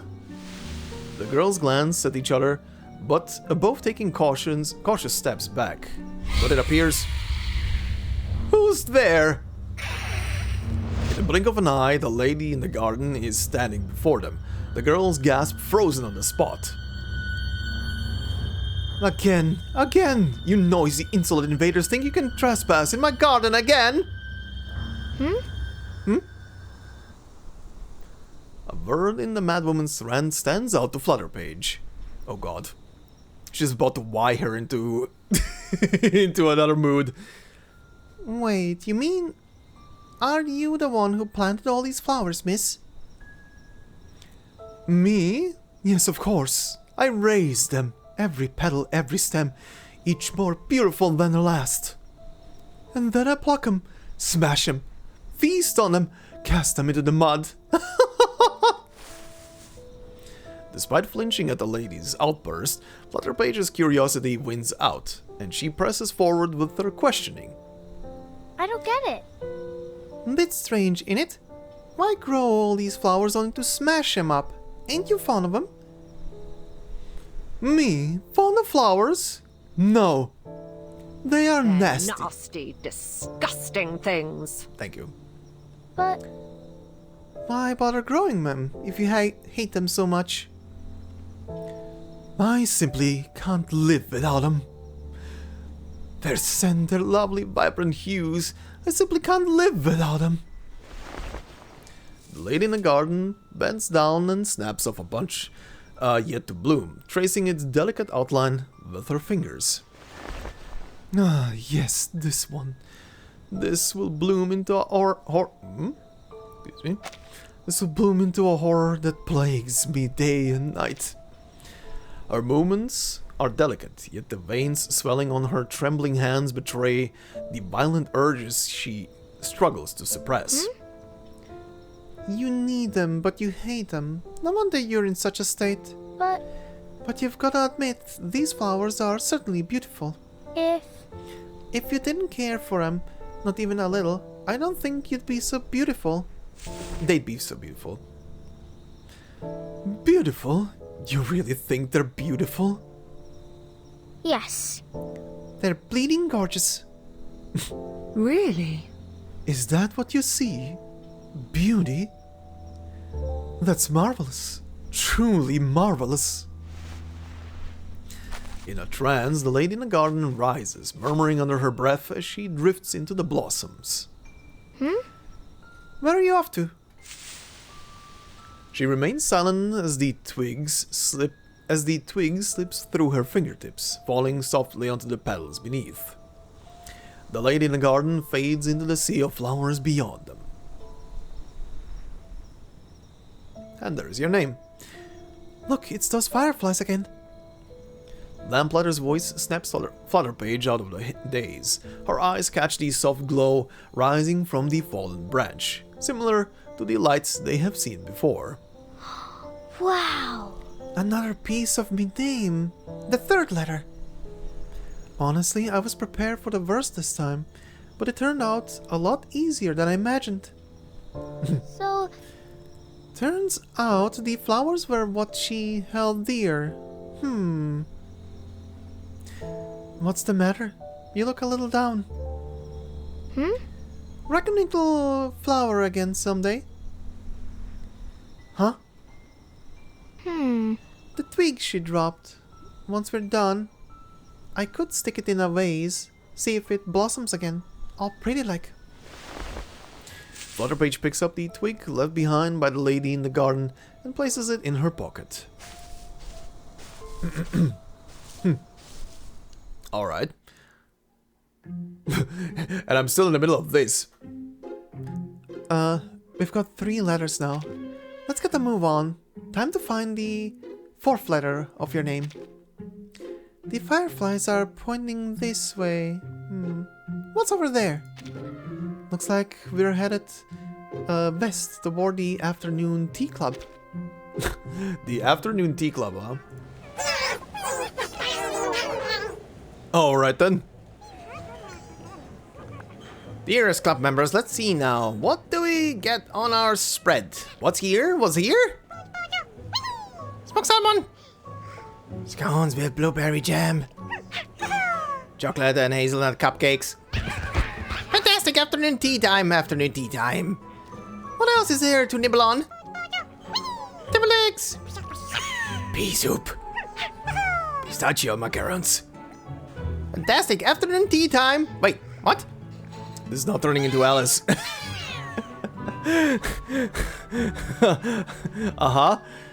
Double X pea soup here. Get it gone. Get it out. Get it out. Ah, yucky, yucky, yuck. What the hell is happening?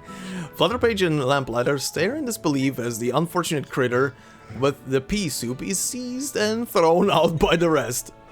hey, Hey, what a waste. Pea soup ain't my favorite neither, but you shouldn't be chucking out good food like that. Those little things, they've always been like this. Don't let their size fool you. They're the wealthiest critters on all of Cross Street. Only the most scrumptious delights deserve a spot on our table. Sit down, sit down! All friends of the administrator are more than welcome to share in our feast. Share in our feast. thank you. But we'll have to give it a miss this time. We're actually looking for something. It's, The gluttonous critters exchange looks of confusion and panic, cutting Flutterpage off before she can finish. What are you talking about? Something valuable? Don't look at us. We've got nothing like that here. Nothing like that. No. It's not valuable on its own, but it might be inside something you hold dear. Reckon you might have seen it. The critters huddle together, murmuring amongst themselves. You're after our dearest possession, aren't you? Aren't you? No. No. I'm just asking if you'd take a peek for me. Maybe what I'm after is hidden somewhere inside your dearest possession. Our dearest possession? Okay, we'll give it to you. Give it to you. Huh? For a second, Flutterpage is stunned, but soon her expression softens into a bright smile. Is that true then? That's so nice of you. But you'll have to pay for it. In cash, in cash! Oh, Cash. Flutterpage is stunned by the absurdity of it all. The huddle of plump critters stare out at her expectantly. Alright, I suppose it's only fair. Can't just go around asking favors for free. How much were you expecting? Oh, Jesus. Uh-huh. Much obliged. Return anytime. Come back soon. Come back soon. the shit. Was it all your money? Uh-huh. You know, I reckon you could have bargained with those little critters. Well, it's a bit late to say that now, ain't it? Why didn't you say something earlier? I do apologize. I'm not very good at bargaining myself. Don't worry about it. I'm the one who messed up. You've stuck by me through all of this without asking for so much as a penny. That's more than just being a good mate. Thank you, Lamplighter. You're a true pal. Don't be silly. I'd never ask you for money. With a very sigh, Flutterpage inspects the critter's so-called dearest possession, which costs her so much money. You reckon this really is their most dearest possession? I can't rightly say. Sarah's gonna kill me if she ever finds out I blew all of our dosh on a blooming stone. Who's Sarah? Oh shit. Oh, that's the name. Oh, it is the... Okay, they were actually giving her the proper thing. That's right. She's my sister. I remember now. Dim light of the fireflies flickers around them as Flutterpage struggles to piece together the true meaning of that name. Yet just as quickly, her thoughts are consumed again by a chaotic void. Flutterpage, you... I know. That ain't a good sign, is it? Yep. The really good sign. Now it's memories of family members. Alright.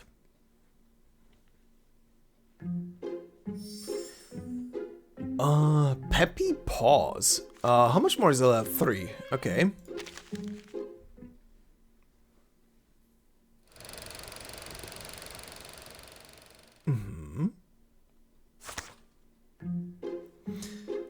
No time to lose. I don't fancy ending up some brainless twit. Don't panic, Flutterpage. You are off page right now. Where there's a will, there's a way.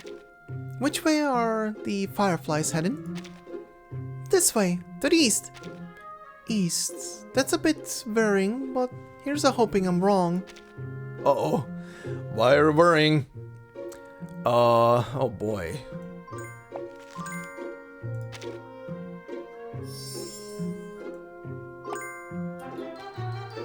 There we go.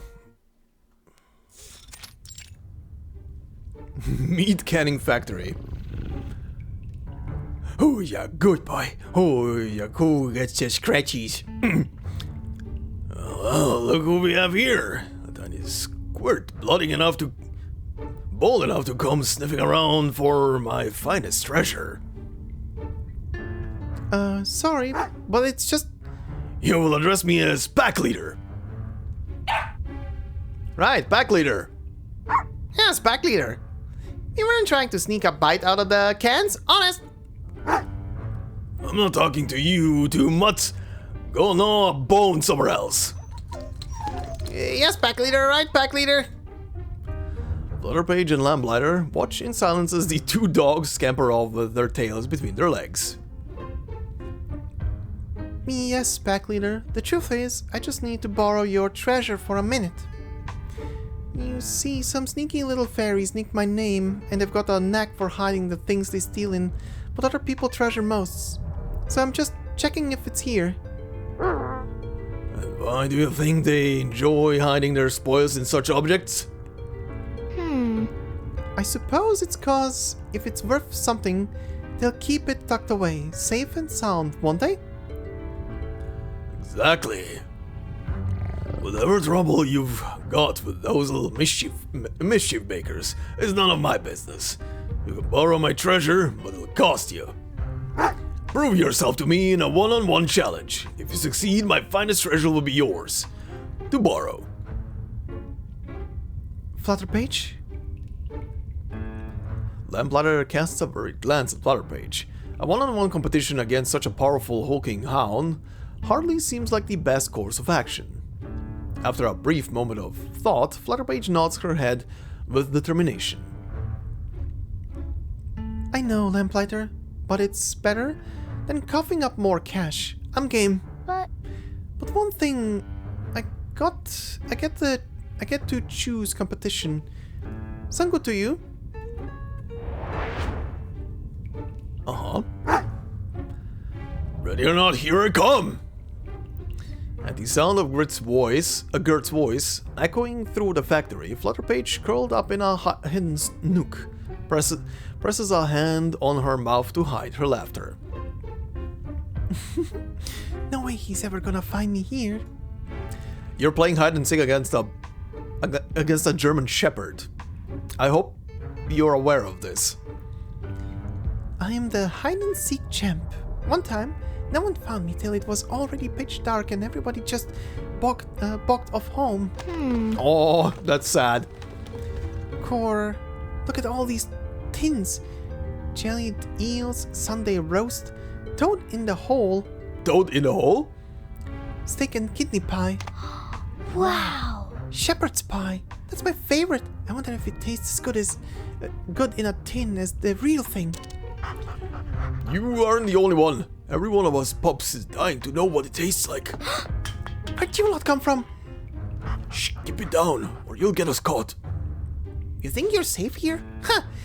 We can smell you a mile away. Our leader's nose is the best there is. Her? Okay, it's a female one? Okay, never mind. Her sniffers track down more troublemakers than we can count. Oh, Oh, you're right. You lot are dogs. I can't stick around here, so where should I go? After exchanging a glance, the little dogs wag their tails. If you could do us a little favor. We might be able to help you. Uh-huh. I'm not changing the voice. The reek of an old collar. Worthless. A bottle? Not there either. Huh? What do we have here? Tattered clothes, ink, and scraps of paper. The wind's breath. And a hint of bird. Ah! You loose runt. I found you! Gert hurls the obstacle before her aside, only to reveal an empty corner. All that remains is a lone pair of familiar shoes and socks. Huh? Now! Huh?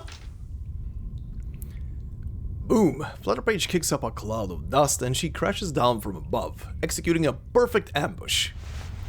Flutterpage rises over Gert, who is still sprawled out and dazed beneath her, triumphantly dusting off her skirt. That's the funny thing about searching. No one ever remembers to look up. Not even dogs. I can't believe it. You actually beat Gert. Nice one! We finally got one over on our leader. Yeah, we really did! Flutterpage, you'd better keep your promise. The pups bound and bark with joy around Flutterpage, while their leader snarls, springing to her feet in fury. You little runts! What do you think you're doing? Ah, I see now. You must have teamed up with this little squirt to sneak a bite from our tins.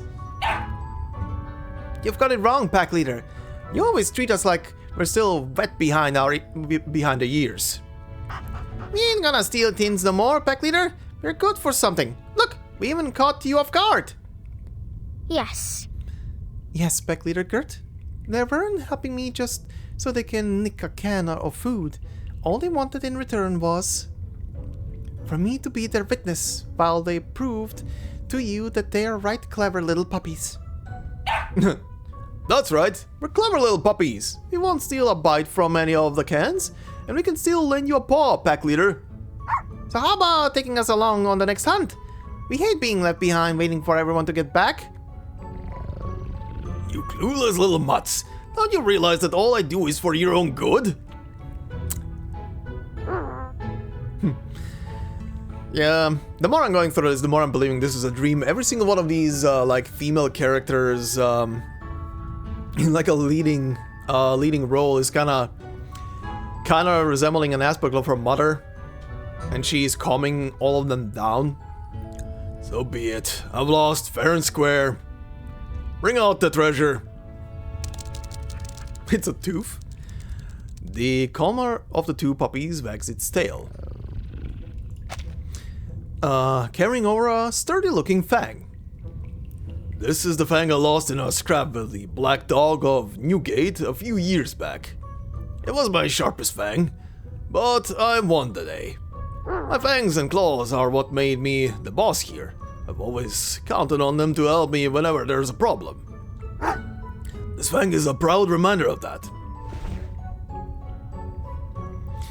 But maybe it's made me a bit too proud.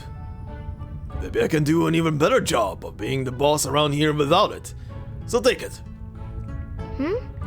You sure? This thing seems proper special to ya. You think I'm the type to second guess myself? Let's not drag this out. Alright, no point arguing, I suppose. It looks proper fierce, after all. This could be exactly what I need. As Flutterpage expects, once she accepts the fang, those familiar glimmers surround her again. Wow. The 5th letter, it's here. Just 2 more to go. We're making decent progress. You even charmed your way past pack leader Gert. Let's see where them glow bugs are pointing to next, up?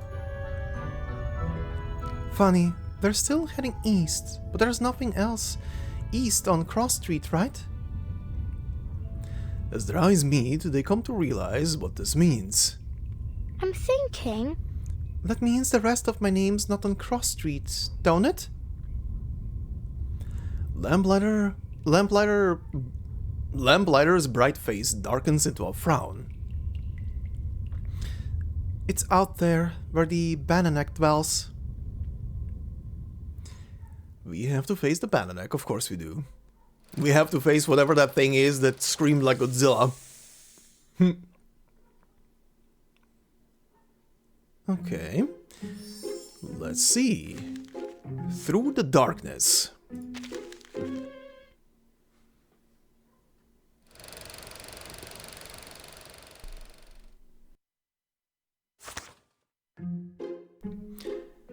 Just to be sure, what's our plan? Charge into the dark, grab up the rest of my name before the Bananak catches us, then leg it out there quick! Right. The Bananak isn't like any of the critters we faced before. We can't tackle it head on. Don't you worry. I'll remember that. Will you? Okay. I see. Huh? There ain't nothing here either. But the bugs made a beeline for it. We'd better hurry up. The Bananak might show up any second. Got it. I'll get to looking. You've got to be here. Still nothing. What the bleeding heck? Huh? Watch out! It's the Bananak. It's here! Lamplighter, leg it quick! And then, amid the endless darkness, something briefly flickers before her eyes. Huh? What's that? That's... Don't come any closer, you best... You beast... Excuse me, your beast of foulest darkness. Fucking Godzilla screams. Okay, are we done with auto-advancing? We are apparently not. Okay, now we are. Flutterpage barely registers what's happening before Lamplighter raises her stick and strikes the earth with incredible force. A brilliant light bursts forth, banishing the darkness for a fleeting moment. Lamplighter seizes Flutterpage by the wrist. Let's get out of here. No. No, I can't. What are you talking about? That thing will be the end of you. I saw it. My name. It's there. In the depths of the dark. It's on the Bananak. Oh boy. Wait, no. Flutterpage? Lamplighter's call goes unanswered as Flutterpage's trailing dress vanishes into the shadows. Oh boy. back to this. It's this way.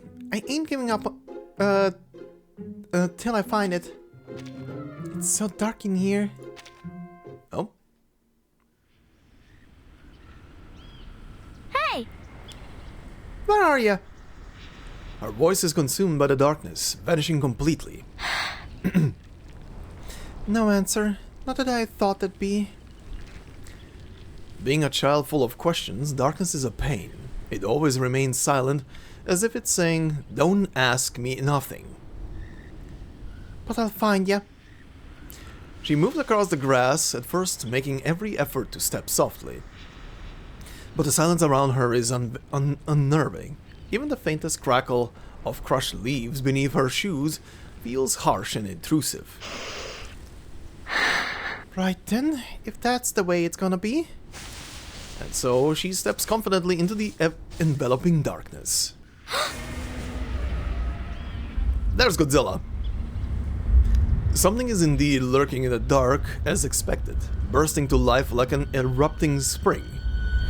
Crawling and seething, shadows spill out from every corner of the darkness. They're coming! The slimy darkness fills Flutterpage's mouth and nose before she can resist. Ugh. Even her sight is turning dark. She can't breathe, and all is black. Her consciousness begins to slip away. All around her, the darkness begins to ripple, and faint mocking laughter echoes from every side. Look at her! Poor child! Why would you try so hard? What for? You look ridiculous. You surely know that, don't you? Oh god. What? You're... Give it up. You don't need that name of yours as much as you think. It's nothing more than a title. Oh, are those the fairies? Just leave it to us. This is what you wanted, isn't it? give up? Indeed, someone provides her with the answer, the simplest solution. All she needs to do is give up, then she will no longer have to endure this suffering. And why shouldn't she? The once again nameless girl drifts into vast. The warm darkness promises her every answer she seeks, but she has no need to ask anymore. But just as her last bit of sense fades away, a beam of light breaks through. No! This isn't the answer I want. I know what you're up to, and I won't fall for it this time.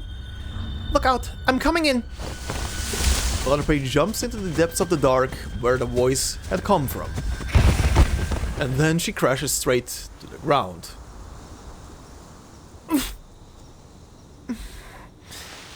She scrambles to her feet, paying no mind to the dirt and grass clinging to her clothes, and stares into the empty nothingness. Then she laughs. I've got it! I knew I was right about you all along.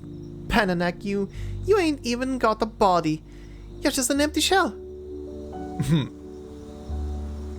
The whispers trail into silence. The darkness thins out, revealing a sea of stars. The night sky is lit by fireflies. Gotcha, the 6th letter. What a riot, really. I was frightened of that thing for ages, and it were nothing. I like the analogies that they're doing here.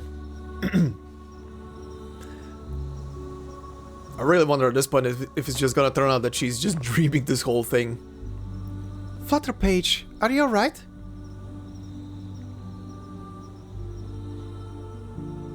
I'm standing here, ain't I? Right this rain.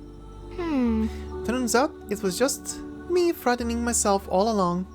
The Bananak mumbles a lot of things, but that's as far as it goes. Whatever mumbles on about from now on, I won't let it bother me no more. Aww.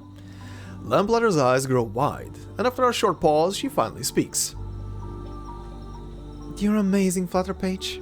I knew you had it in you. Hang on, now's not the time for celebrating. We've only found 6 letters, but the administrator said there were 7 altogether. That means we're still missing one more, And we have no idea where those fairies hid it. We've gotta find it fast. Despite Lampbladder's mounting anxiety, Flutterpage looks strangely relaxed. The fireflies ain't flying no more. Huh? Look! They've sunk down to the bottom of the pouch. What's going on? Shouldn't they be able to sense when where their friends are? Now we're in for it. Dawn's almost breaking. Maybe we should hurry back and ask the administrator? I think I know the answer. Lampbladder stops in her tracks. A look of confusion settling on her face as she glances at Flutterpage. What do you mean by answer? The answer to everything.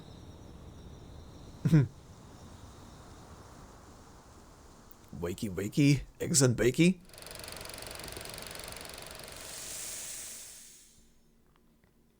Alright, final one, I guess.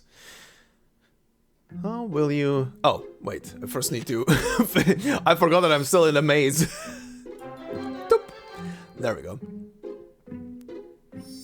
Okay, the answer.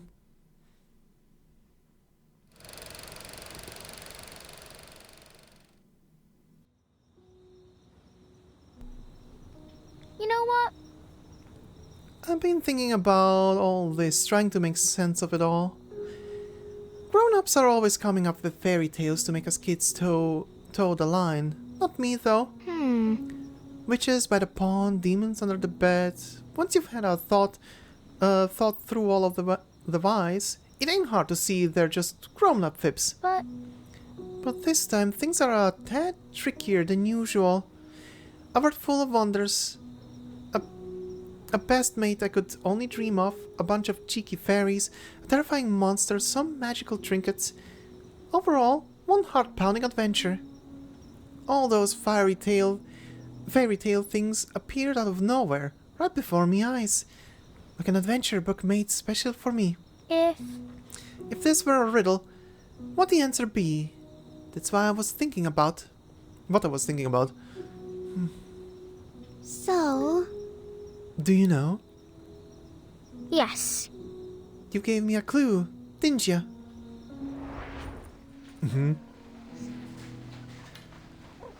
Of course. Critters have called this place home since before anyone can remember. Only thing is, it looks different to each person who enters it. Most folks can't manage to find their way into this cross street. And it's even harder if there is no one to guide you.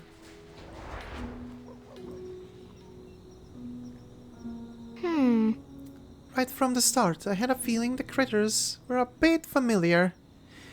That tomb watcher fella, the lady and her flowers, them cheeky critters at the club, and that pack leader Gert. The tomb watcher might have seemed big and tough, but he is softer than he looks. To him, being well thought of by others is what matters most. He's just like my dad. What I said to the tomb watcher, it's really what I've been wanting to say to me dad. I've always wished he would have cared so much about what other people think. Lampbladder is silent, watching Flutterpage as though encouraging her to continue. The lady in the garden. She's a bit like me mum. Though, let's be clear, my mom ain't near half as frightening. But she fusses over her weaving just the same as that lady in the garden did her flowers. Mom's always knitting and weaving every day just to make ends meet, and all the while I ain't seen her smile over one thing she made, not even those cute little scarves. I always keep me distance, worried that she might bite my head off or something, but I know she's working herself to the bone for us, and I just wish she could find a bit happiness in her work again. I guess what I ought to tell her is that those scarves of hers are beautiful. As for Kurt, I know exactly who she is. My sister, Sarah.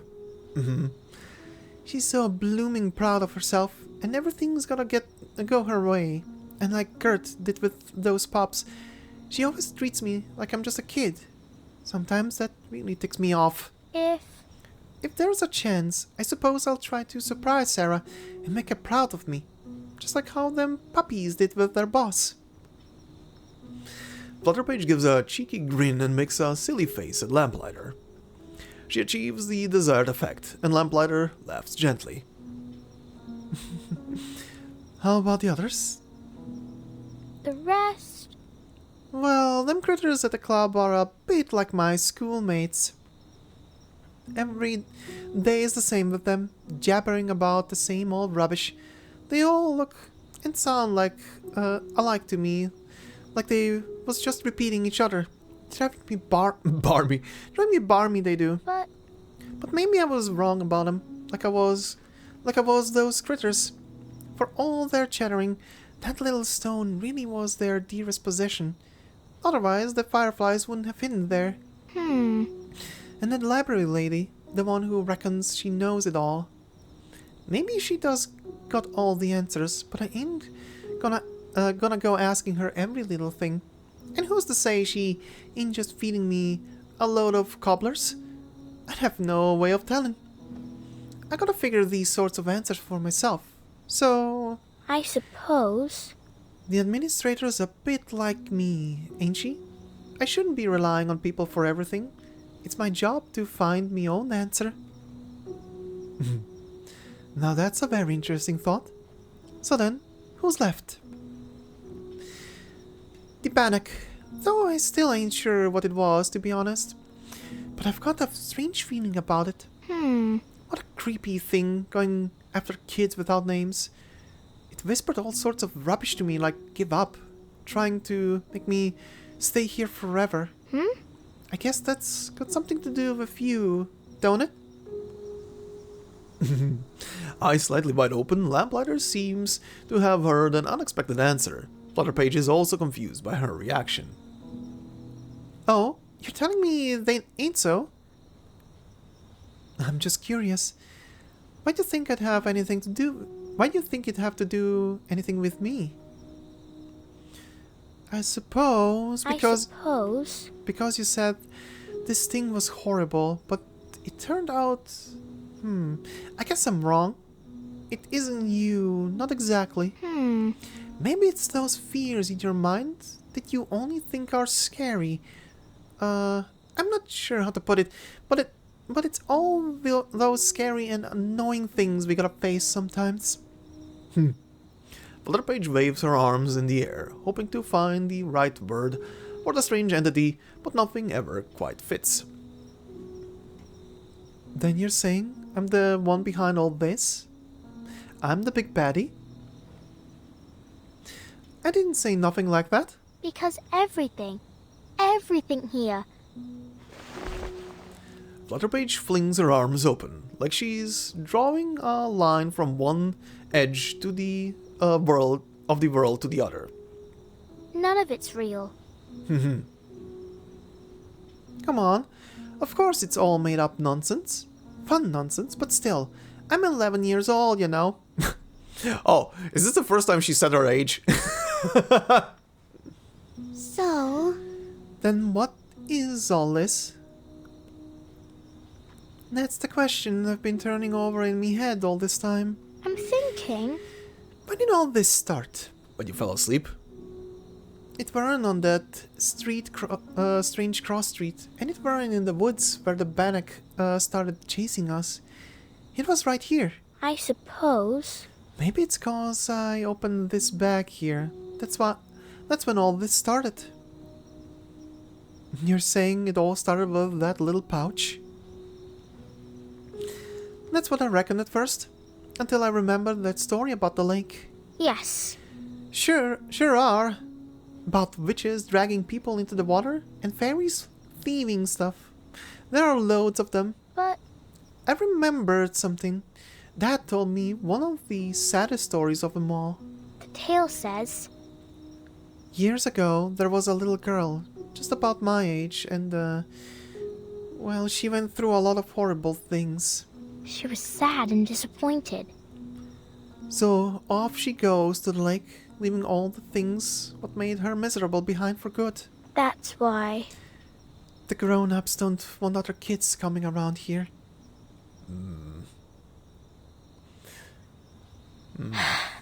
Because that little girl was you, wasn't it? Oh. So it didn't begin with the bag. It was me laying here, making that wish. I was down in the dumps back then, and made a wish to fly off to someplace different.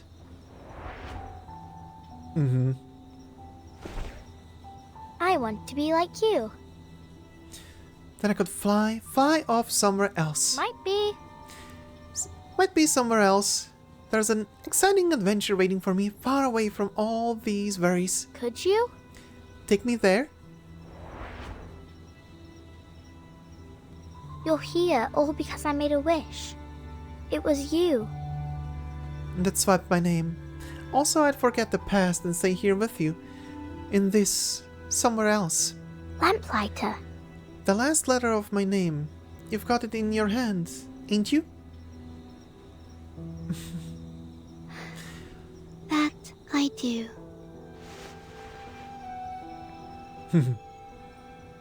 Lamplighter unclenches her hand, and her lost flitter of light escapes. This is the last letter of your name. Take it, and you won't forget anything about yourself. You can go back to where you came from. But is that what you really want? Your world isn't like this one. It doesn't hold the same kind of beauty. You've seen that by now, haven't you? There's a limit to what your winds can clear.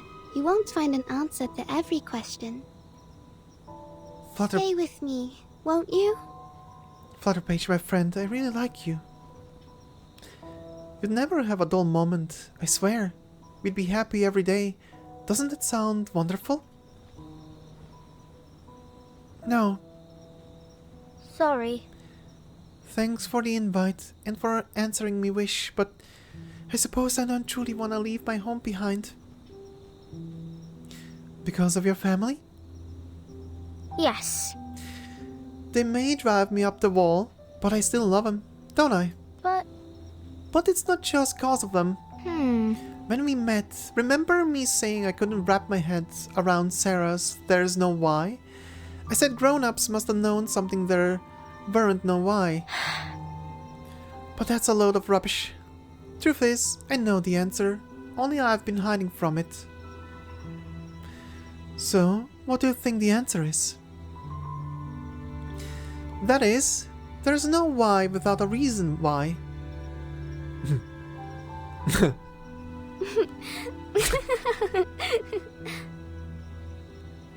Your answer is even more of a tongue twister than a question. Lamplighter smiles, not in the same dark way as before. It makes Flutterpage want to smile along with her. And so Flutterpage chuckles along. I know, I was thinking the same thing. But that's my answer, and I'm sticking to it. I'm sure of that. I ain't saying Sarah and the others are lying. There's no why. Might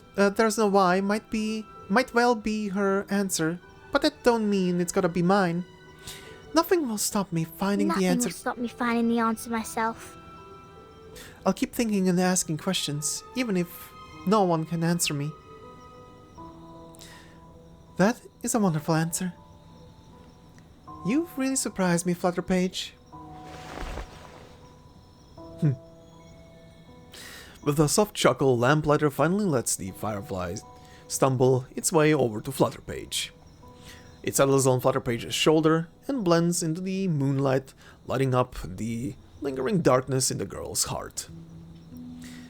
My friend, Liberty Grove, you did it. Liberty. Now I'm stuck with Liberty. You've chosen a difficult path, one I couldn't choose for myself. And I'll respect your decision, and I wish you all the best from the bottom of my heart. It's alright. This is just a parting of ways. I've grown used to it. Lamplighter. Don't make that sad face, Libert. Liberty? After this, you'll forget all about me and what happened here. And then you'll meet new friends and go on new adventures. But that's only fair. You're a sweet girl, and you deserve to have many more friends. Hang on. New friends or not, you're still my best mate. I'll never forget you. Flutterpage's frantic words fall on deaf ears as Lamplighter offers nothing but a smile. A silent, broken smile. It's time. She raises her stick again and strikes the ground. Though she does so gently this time, the sound of the staff striking the ground rings deafeningly in Flutterpage's ears. The lamp in Lamplighter's hand erupts with light, casting a brilliance far surpassing anything before it. This is... The sun, it's rising. Yes, it's time to awaken from your dream. No. I still have more I want to say. Goodbye, my friend. Aw.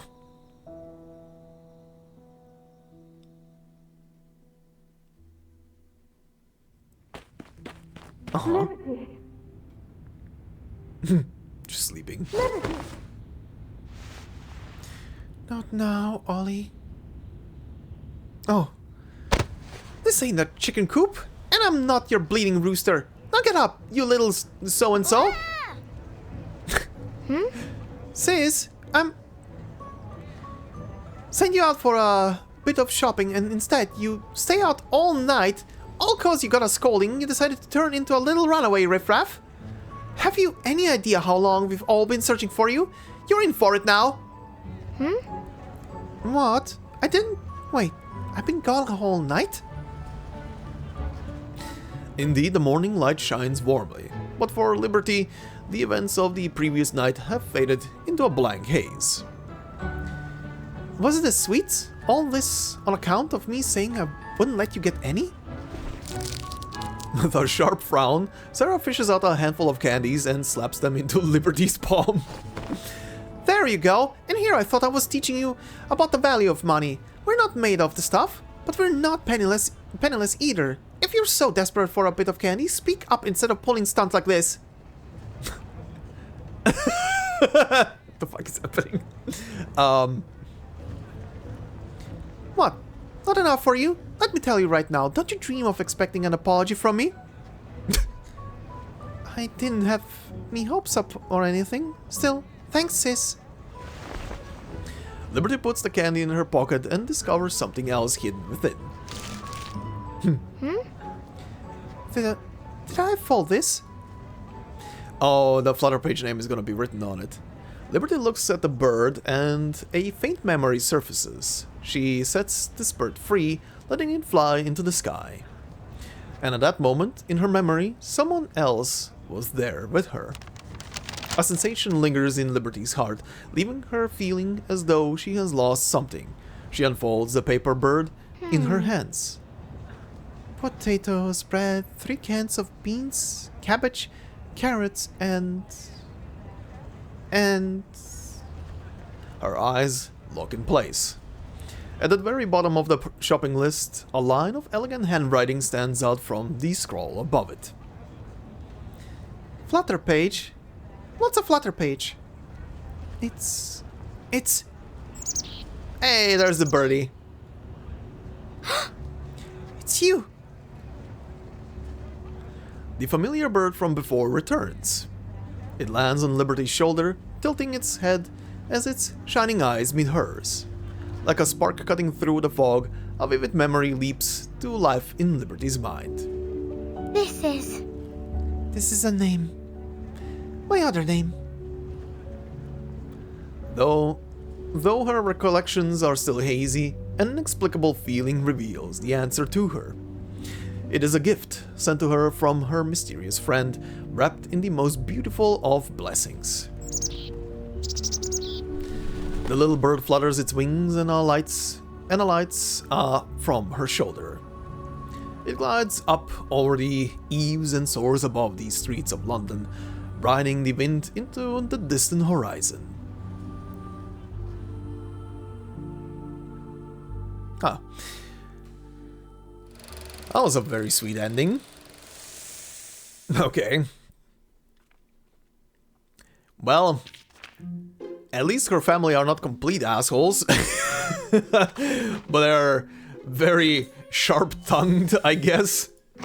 Still. Oh, complete her survey stage? Oh, this? Oh, what the shit? Excuse me? What? What is this? Okay. Did I start running? Okay, you're giving me characters that have... Well, I kinda know what you are about. Okay. Well, let me quickly do this, I guess.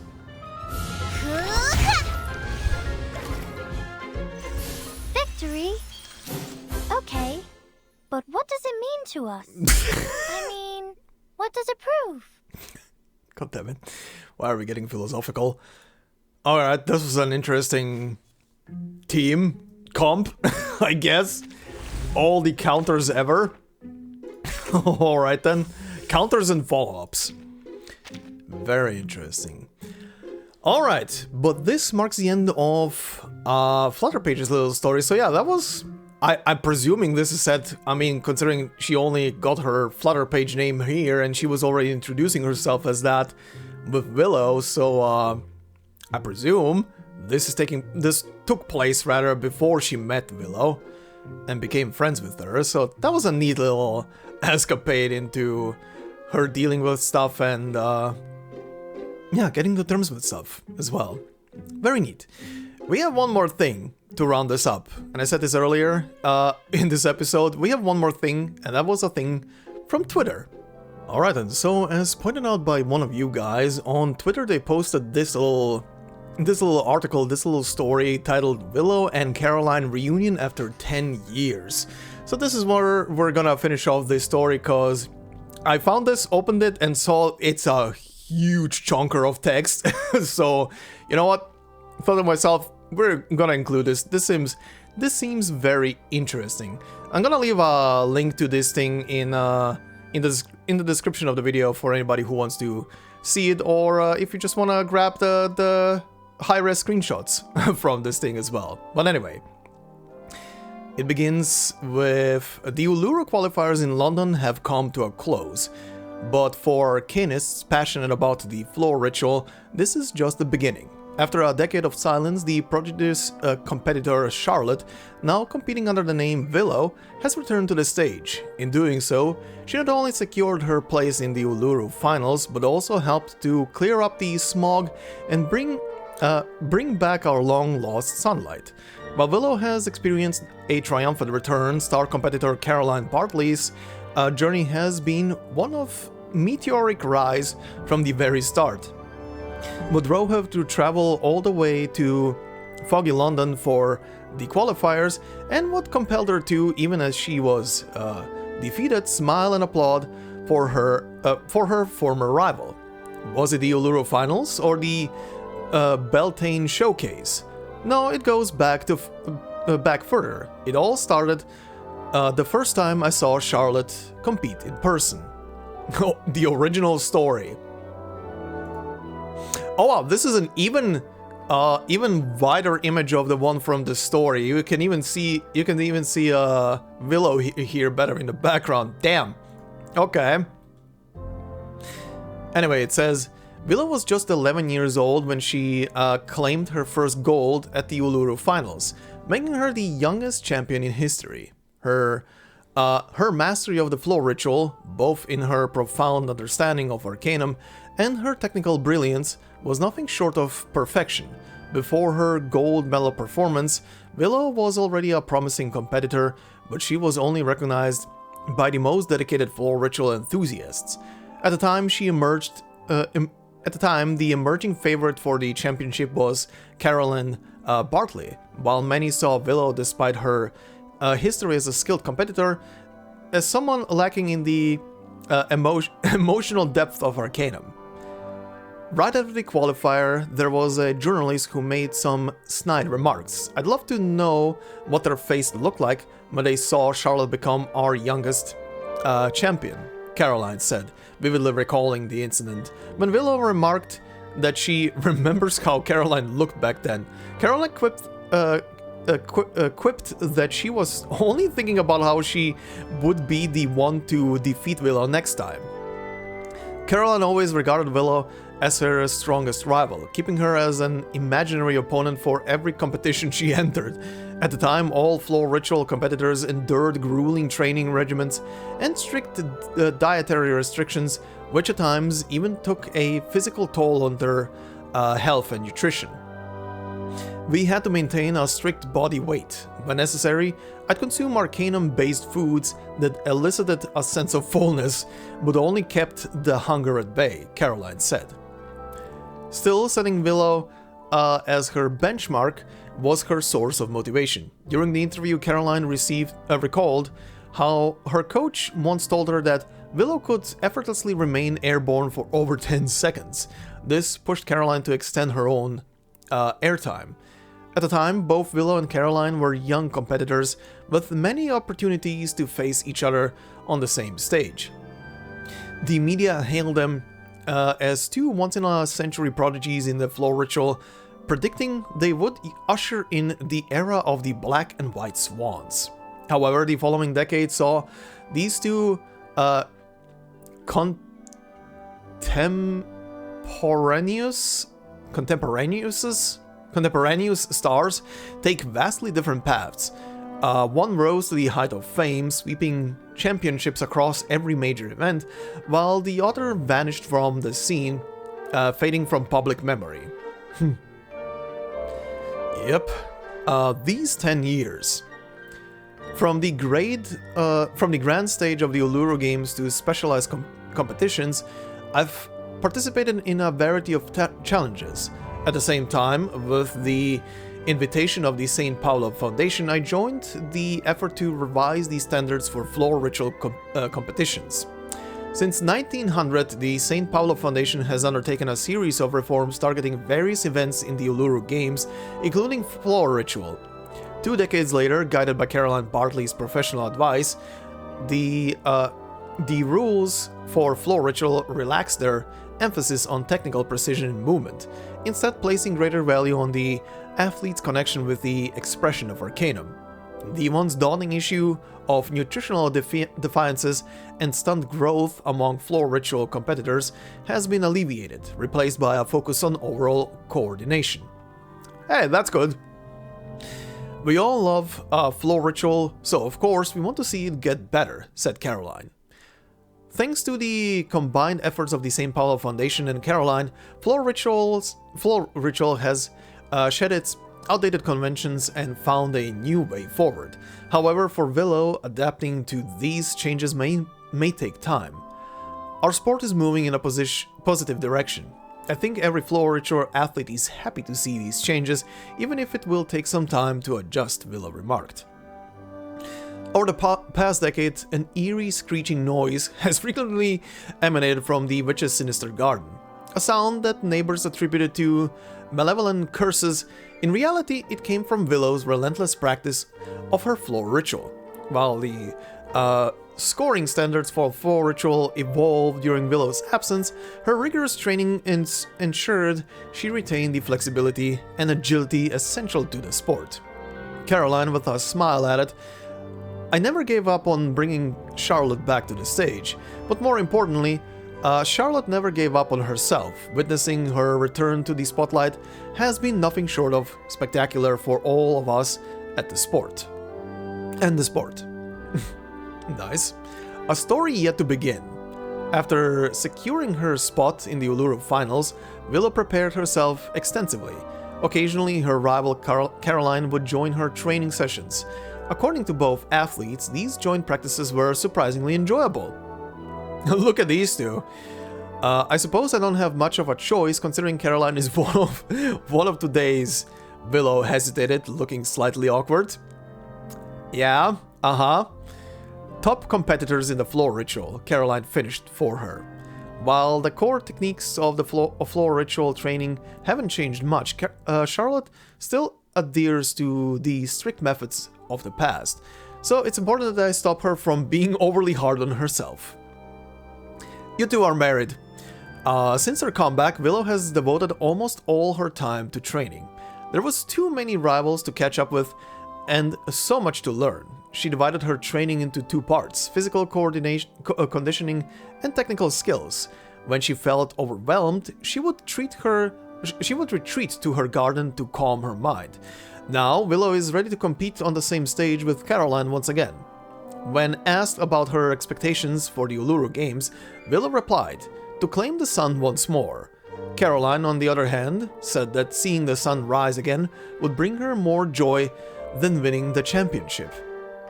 For both athletes, this might be their last Uluru Games. Yet, in this moment, Willow and Caroline seem as eager and nervous as if they were competing in their very first Uluru Games, filled with excitement and anticipation. It's as if both the hardships and blessings of this competition have yet to leave any lasting marks on them. Well, that was sweet. That was a sweet little ending, and a nice little glimpse into the future that these two are gonna be working together, moving on. And yes, if anybody asks, those two are married. Let's be real here. Okay, but as usual, we have one more thing. Alright, yes, it is the trailer time, because I did skip out on the trailer at the beginning, so we're gonna do this now, and watch it in a much, much higher resolution than whatever is provided always in-game. So, let's begin with the first trailer, basically the main trailer for this thing. Let's see how much was in this thing. The worker has requested the Foundation's assistance. Due to a mysterious change in the small, they've been experiencing extraordinary rates of tuberculosis. We need someone experienced in medicine to go to London and investigate. Miss Tooth Fairy, I'm Brimley, the ranger colleague of Arthur Fogg. There's a lot more going on here than meets the eye. Miss, watch your head! Here for the Uluru Games. Suddenly, a Flutterpage. Street, we're all celebrating the upcoming Uluru qualifiers. Aww. Flutterpage. I wake everyone up in the morning. Aww. The most amazing witch lives here too. These snails are for her to eat. Is she French? Why? You've seen her in France? I've never even seen her leave the house. It's all because of her, that fog hag. She's the one who created the black fog. She's cast us. To protect the health of all involved, the London Uluru qualifiers have been cancelled. Why should I care? I'm no athlete. I've only got one leg. Just like I've nothing to do with the Uluru Games. The qualifiers would have held the floor ritual. She was a once-in-a-generation floor ritualist.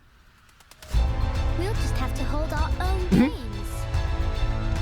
Have you forgotten about the challenge? Charlotte O'Hagan?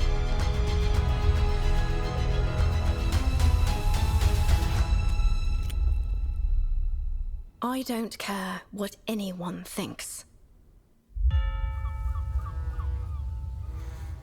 Oh, very funny. For once, the trailer didn't deep dive into I'm the first what the shit is happening. Competitor in the Uluru Games.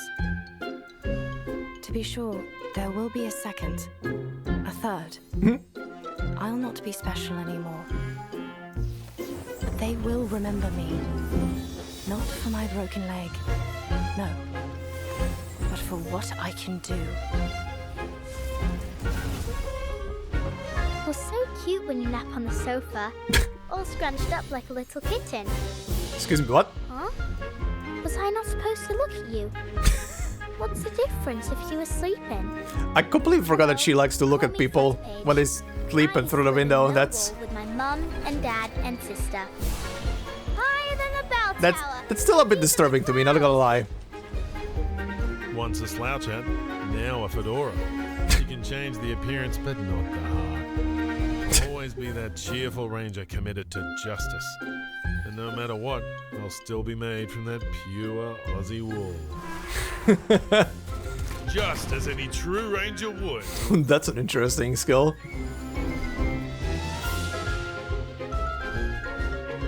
Okay, on tires, yep. The free one. That one still looks dope. Hey, that's the thing I was reading about. She was participating. Yeah, right. All of them participating in the different sports. Good morning, Mr. Golden Sun. Сука, блядь, swallow my exhaust. Suka, блядь. God, that skin makes her look completely different.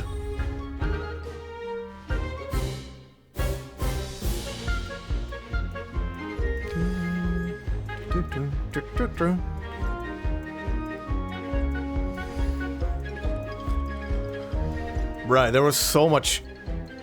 There was actually so much stuff in this patch. Oh, good, the page crashed. The page crashed, that's nice, thank you. Thank you. Where were we? Where the hell were we? Can you... The Foundation's assistance. Please? No? Never mind. Page broke. Page completely broke.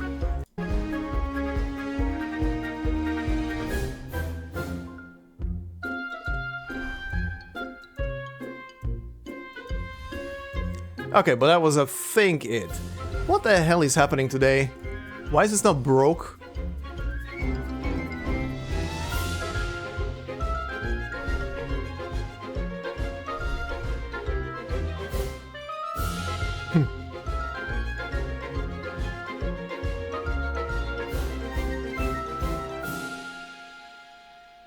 Alright, but now I need to fix shit. Okay, things are fixed? Question mark.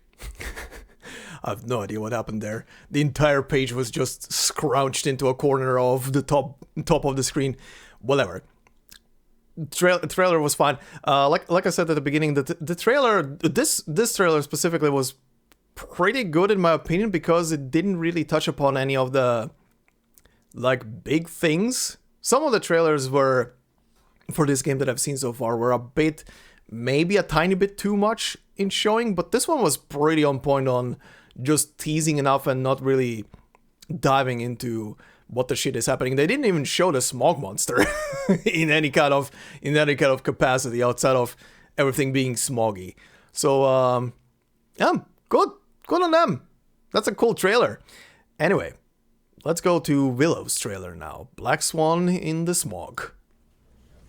Miss Tooth Fairy, the Uluru Games are one of the biggest Arcanist events of the year, but people say that the delegate for the UK has... A physical impairment, yes. The notorious fog hag. You're in London. Can you share the news from the inside? The talk around town is... Aww. She lives in a dark, gloomy house and curses everyone who dares go near. Oh god, kids. Go ahead, play on the grass. What could go wrong?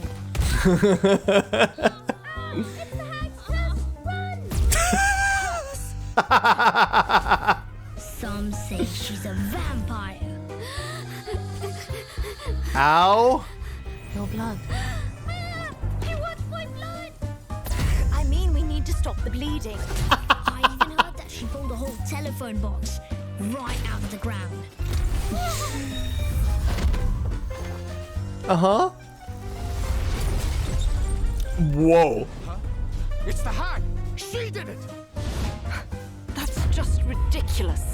City Destroyer. She keeps critters, eats snails, And controls the black fog. She's housebound, yet somehow the rumors never stop. Housebound? But her profile says she was once a gifted floor ritualist. But 10 years ago, she had an accident that ruined her career. She's all but disappeared since then. but she just won the London qualifiers.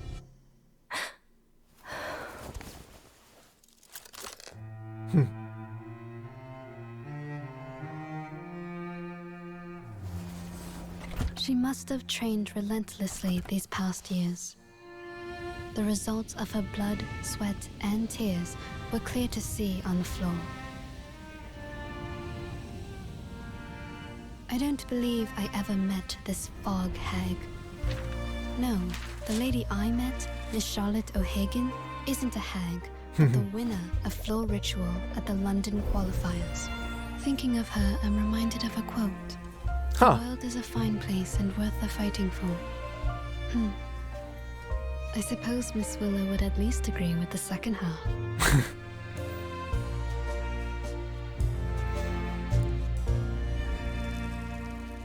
Nice. Also, I love this little thing here, because in the story, same pose, same everything, they only swapped out the grayish background for like the blue sky. Very nice little touch. I like this trailer a lot, not gonna lie. The whimsicality of the beginning to these, where was it? Where were the parts? So around here, where it starts going bzz, bzz, bzz, bzz.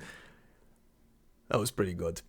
Anyway, cool little trailer. And we have one more. Alright then, time for the little knocker-upper. Let's see.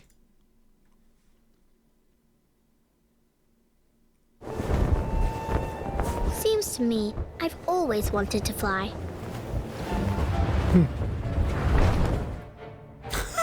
Her face. What the shit? How many times now, Flutterpage? Do I got to go higher to take off? Mind yourself, Liberty. I'm cleaning. The fucking rooster! The poor rooster. Birds fly because they got wings. So, where do I get mine? Jesus Christ, girl. Huh? Oh? Dad? Oh. I told you not to use your arcane skill in public. But it just happens. You know you were putting yourself in danger, don't you? I just got this feeling that I'm supposed to fly. If I could do that... Sorry for stopping, I usually don't stop these. Why did this single frame and her saying, I just got this feeling, suddenly brought back so many Xenoblade Chronicle flashbacks? That's kind of like the catchphrase over there for... Which one of the three different protests was it? Or were they all saying that line of, I've just got this feeling? Also, it just went through my mind. I can't believe that this didn't actually cross my mind at any given point. But considering she's an Arcanist, what are her parents' arcane skills? They never mentioned anything else. Her parents just lived their normal lives. Are they like Arcanists who just want... Oh, why did that scroll down? What the hell? Are they just Arcanists who are like hiding from other people or something? If I could do that, things would be so much easier at work, and I'd get more money. And if we had money, maybe we'd live a better life. Aww. I don't want you to worry over that, love. Let's just go home. Oh. I could get all the things I want, if only I had a pair of wings.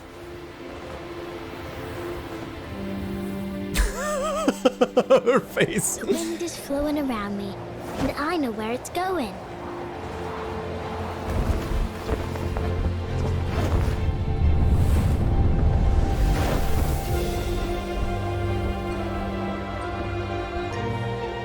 I've got it now. She looks free. The wind will be my wings. What a happy little baby. That baby needs to be kept safe. Oh my god, the selection of... Oh no! No, we're moving on. Alright, let's wrap this up. And first and foremost, for the keen eyed viewer, you might be noticing that the timer on the main event over there is quite a bit different to what it was at the beginning of the video. And that is because I currently have to re-record this little outro here, because right now it is Sunday early morning. Literally woke up an hour ago and was starting to edit this thing after some breakfast, and then noticed, oh, the audio in the outro is a bit staticky and crackly. I do not know what happened, so yeah, I have to re-record that. But on that topic, I also want to say very quickly, I apologize for a bit of the random throat clearing and stuff like that. My voice was a bit, I feel at least, personally, a bit off during the entire recording yesterday, or like half of it at least. I do not know what happened. The day was completely fine, just started suddenly being a problem, at least for me being a problem during like half the recording, and then didn't just want to randomly stop in the middle of it while I was going, so yeah, it is what it is. It will happen from time to time, I guess, with as much as I'm recording stuff, but yeah, anyway, apologies for that, and yeah, let's do this outro again. So, Uluru, London. Very good story, and I enjoyed my time with it quite a lot, despite the fact that there was a lot of depression. Thank you, you two main titular characters, for this story. But yeah, very enjoyable story, very well written as well, and especially the two characters that came with this patch. But yeah, all in order. First off, nice seeing Two Fairy come back for a story, especially since she was in like the like leading role essentially for the story, for the foundation side of things, replacing either Vertin or Matilda in it, which again makes sense considering this is supposedly taking place before even the main story set off, I believe, if I remember correctly. So yeah, that's fine. But yeah, outside of that, she didn't really she was pretty much like in a position of a guiding hand for everybody else. Outside of that, not much development with her, but that also makes sense considering we already had a story with her, and we had her personal story, and all of that development already happened, so we already know who she is as a person. We've already seen all of that, so there was no need for it. But yeah, it was nice, really nice seeing her back in a leading role. I do like her sometimes a bit off-putting personality. even though she's a very gentle and caring person, of course. She does say some stuff from time to time that is like, really? Doc? Really? You think taking medicine through there? Anyway, sorry. I do like Two Fairy quite a lot. Now, for the other characters, Willow definitely felt like a real one. Like, holy shit, her whole, both her personality being as stubborn and as centered on a single thing as she is, and then leading her down to not just leave like a bad impression on people, but also leading her down this depression route. But despite the depression, still persevering and standing up for herself and keeping on essentially with what she's doing. However, at the same time, it's definitely that double-edged sword of she's persevering and she's getting better and she's getting used to her condition, but at the same time she's also alienating people around her, and people are misunderstanding her, despite the fact that she's also a very caring person, especially as the trailer we just watched shows that she is actually trying to reach her hand out to people, but because the way she says some stuff immediately and the aura she gives off, the first impression is always gonna be very weirded out. But yeah, it is what it is. It definitely feels like a real thing, especially as I said earlier, the depression part with her, and all the things that come with her. But then on the other hand, we have Flutterpage, who was a good counterpart to her. Very enjoyable little burb. Very enjoyable little origami burb girl. And definitely her childish personality, because of course she is still a child, as indicated by her personal story. She is 11. But yeah, her curiosity about things and just natural chirpiness, I guess, definitely was a good counterpart for Willow, and a good little companion to pull her out of the little hole that she dug for herself. So good thing, a very good thing. Also, for Flutterpage, I am quite happy that her family didn't turn out to be like a collection of absolute assholes towards her, even though there were signs, and the way she said some stuff, I don't know if either of the parents did, but considering this story is taking place at a time when, you know, clapping your child on the booty butt cheeks was considered a normal thing to discipline them. I have a dumb feeling she did get smacked a couple of times, but it is what it is. However, her family does love her. They do care for her, and her entire family is pretty tight-knitted, despite all the things. Her mom does need to chill out a bit. Her mom does need to chill out quite a bit, but maybe she will. Maybe she will if things turn out for the better for the family going into the future. We'll see, I guess, if any of that comes back. But yeah, she was absolutely adorable, and needs all the hugs, protection, and candy you can give her. Right? I do wonder if they're gonna bring back either one of these two characters for some kind of future side story. Maybe the Uluru stuff is now done for the time being. We'll see, I guess. But it's always nice when old characters return for stories, right? And yeah, the rest of the cast, Brimley was pretty nice. It was nice seeing him actually do stuff in a story besides appearing for like a brief moment, like he originally did in the original Uluru story. Plus, he's also playable now, so that's also a big plus to the whole thing. But yeah, fun character is pretty much all I can say. He was definitely a fun character.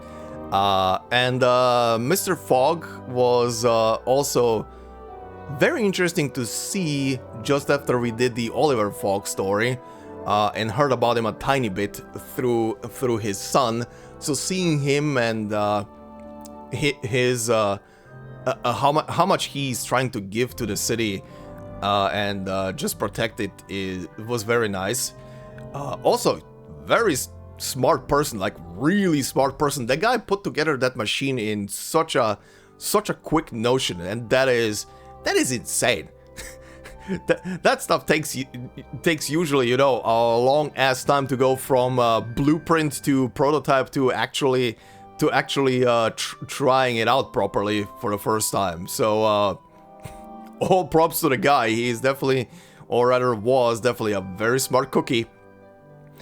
But yeah, we do know how he's gonna fare. But damn, the Fogg family really has a job cut out for them with dealing with the fog and keeping it at bay with their ability, considering it's directly affecting them when they are absorbing the fog as well. So they god, you know, a smoker's lung is something, but I don't even know what to call that. A fog lung? Oof. Good god. But yeah, very good story, very enjoyable characters, very real feeling characters, and we'll see how this or how any of these are going to develop in the future, I guess, if any of them come back.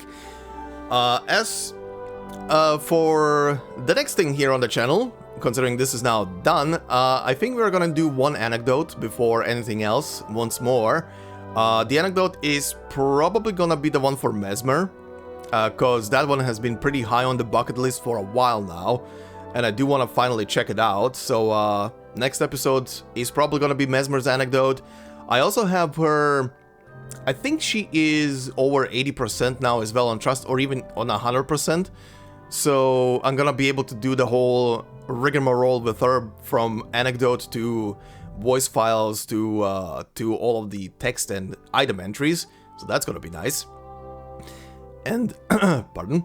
And yeah, after that we're gonna see if 2.4, like we discussed at the beginning of the video, is really that much connected to the previous stories, like the 2.0, 2.1, 2.2.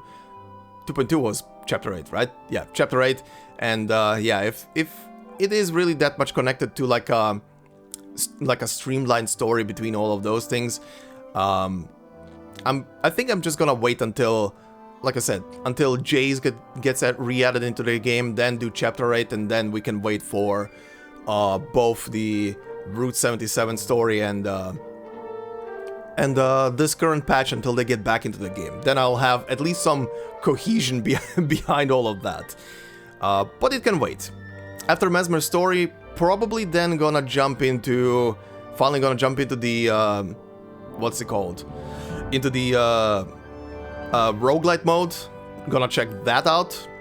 And there's still a shit ton of anecdotes that I wanna go through, but we'll see how those are gonna be. I don't know. I still don't also know if there's gonna be a reflection story re-added back into the game. But I guess we'll see in a couple of days when the patch goes live. I don't think they said anything, right? I remember one of you guys saying that it's still an unknown if there's gonna be a reflection story or not. I haven't seen the trailer. I don't want to watch the trailer, of course, for 2.4, but we'll see. We'll see when the patch goes live. I'm sure you guys can also tell me if there's gonna be, or rather, will tell me if there's gonna be a reflection story. Hopefully, there will be. I would love one. I would love one to cover for the time of the duration of the patch. But if there won't be, like I said, there is enough stuff in the game to cover. But yeah, anyway, with that said, I hope you guys enjoyed. It is Sunday early morning, and I do need to wrap this up and hit that render button, so hope you enjoyed. If you did so, please consider leaving a like, it would help out a lot. If you're new to the channel, consider subscribing. There is a lot more on the channel, not just this Let's Play, but currently going on more of them, and of course, more in the future to come. And of course, if you want to support me more directly, memberships are open. And as I always say, no video will be behind a membership, but it supports the channel quite a lot, so thank you very much. Thank you to the members already supporting. And hey, we recently hit 8 members finally, so it now shows up also on the main YouTube page for the channel. So thank you guys quite a lot. Really helping out a lot. And yeah, thank you. And hope you have a fantastic day wherever you are, and I will see you in the next part. Until then, bye-bye.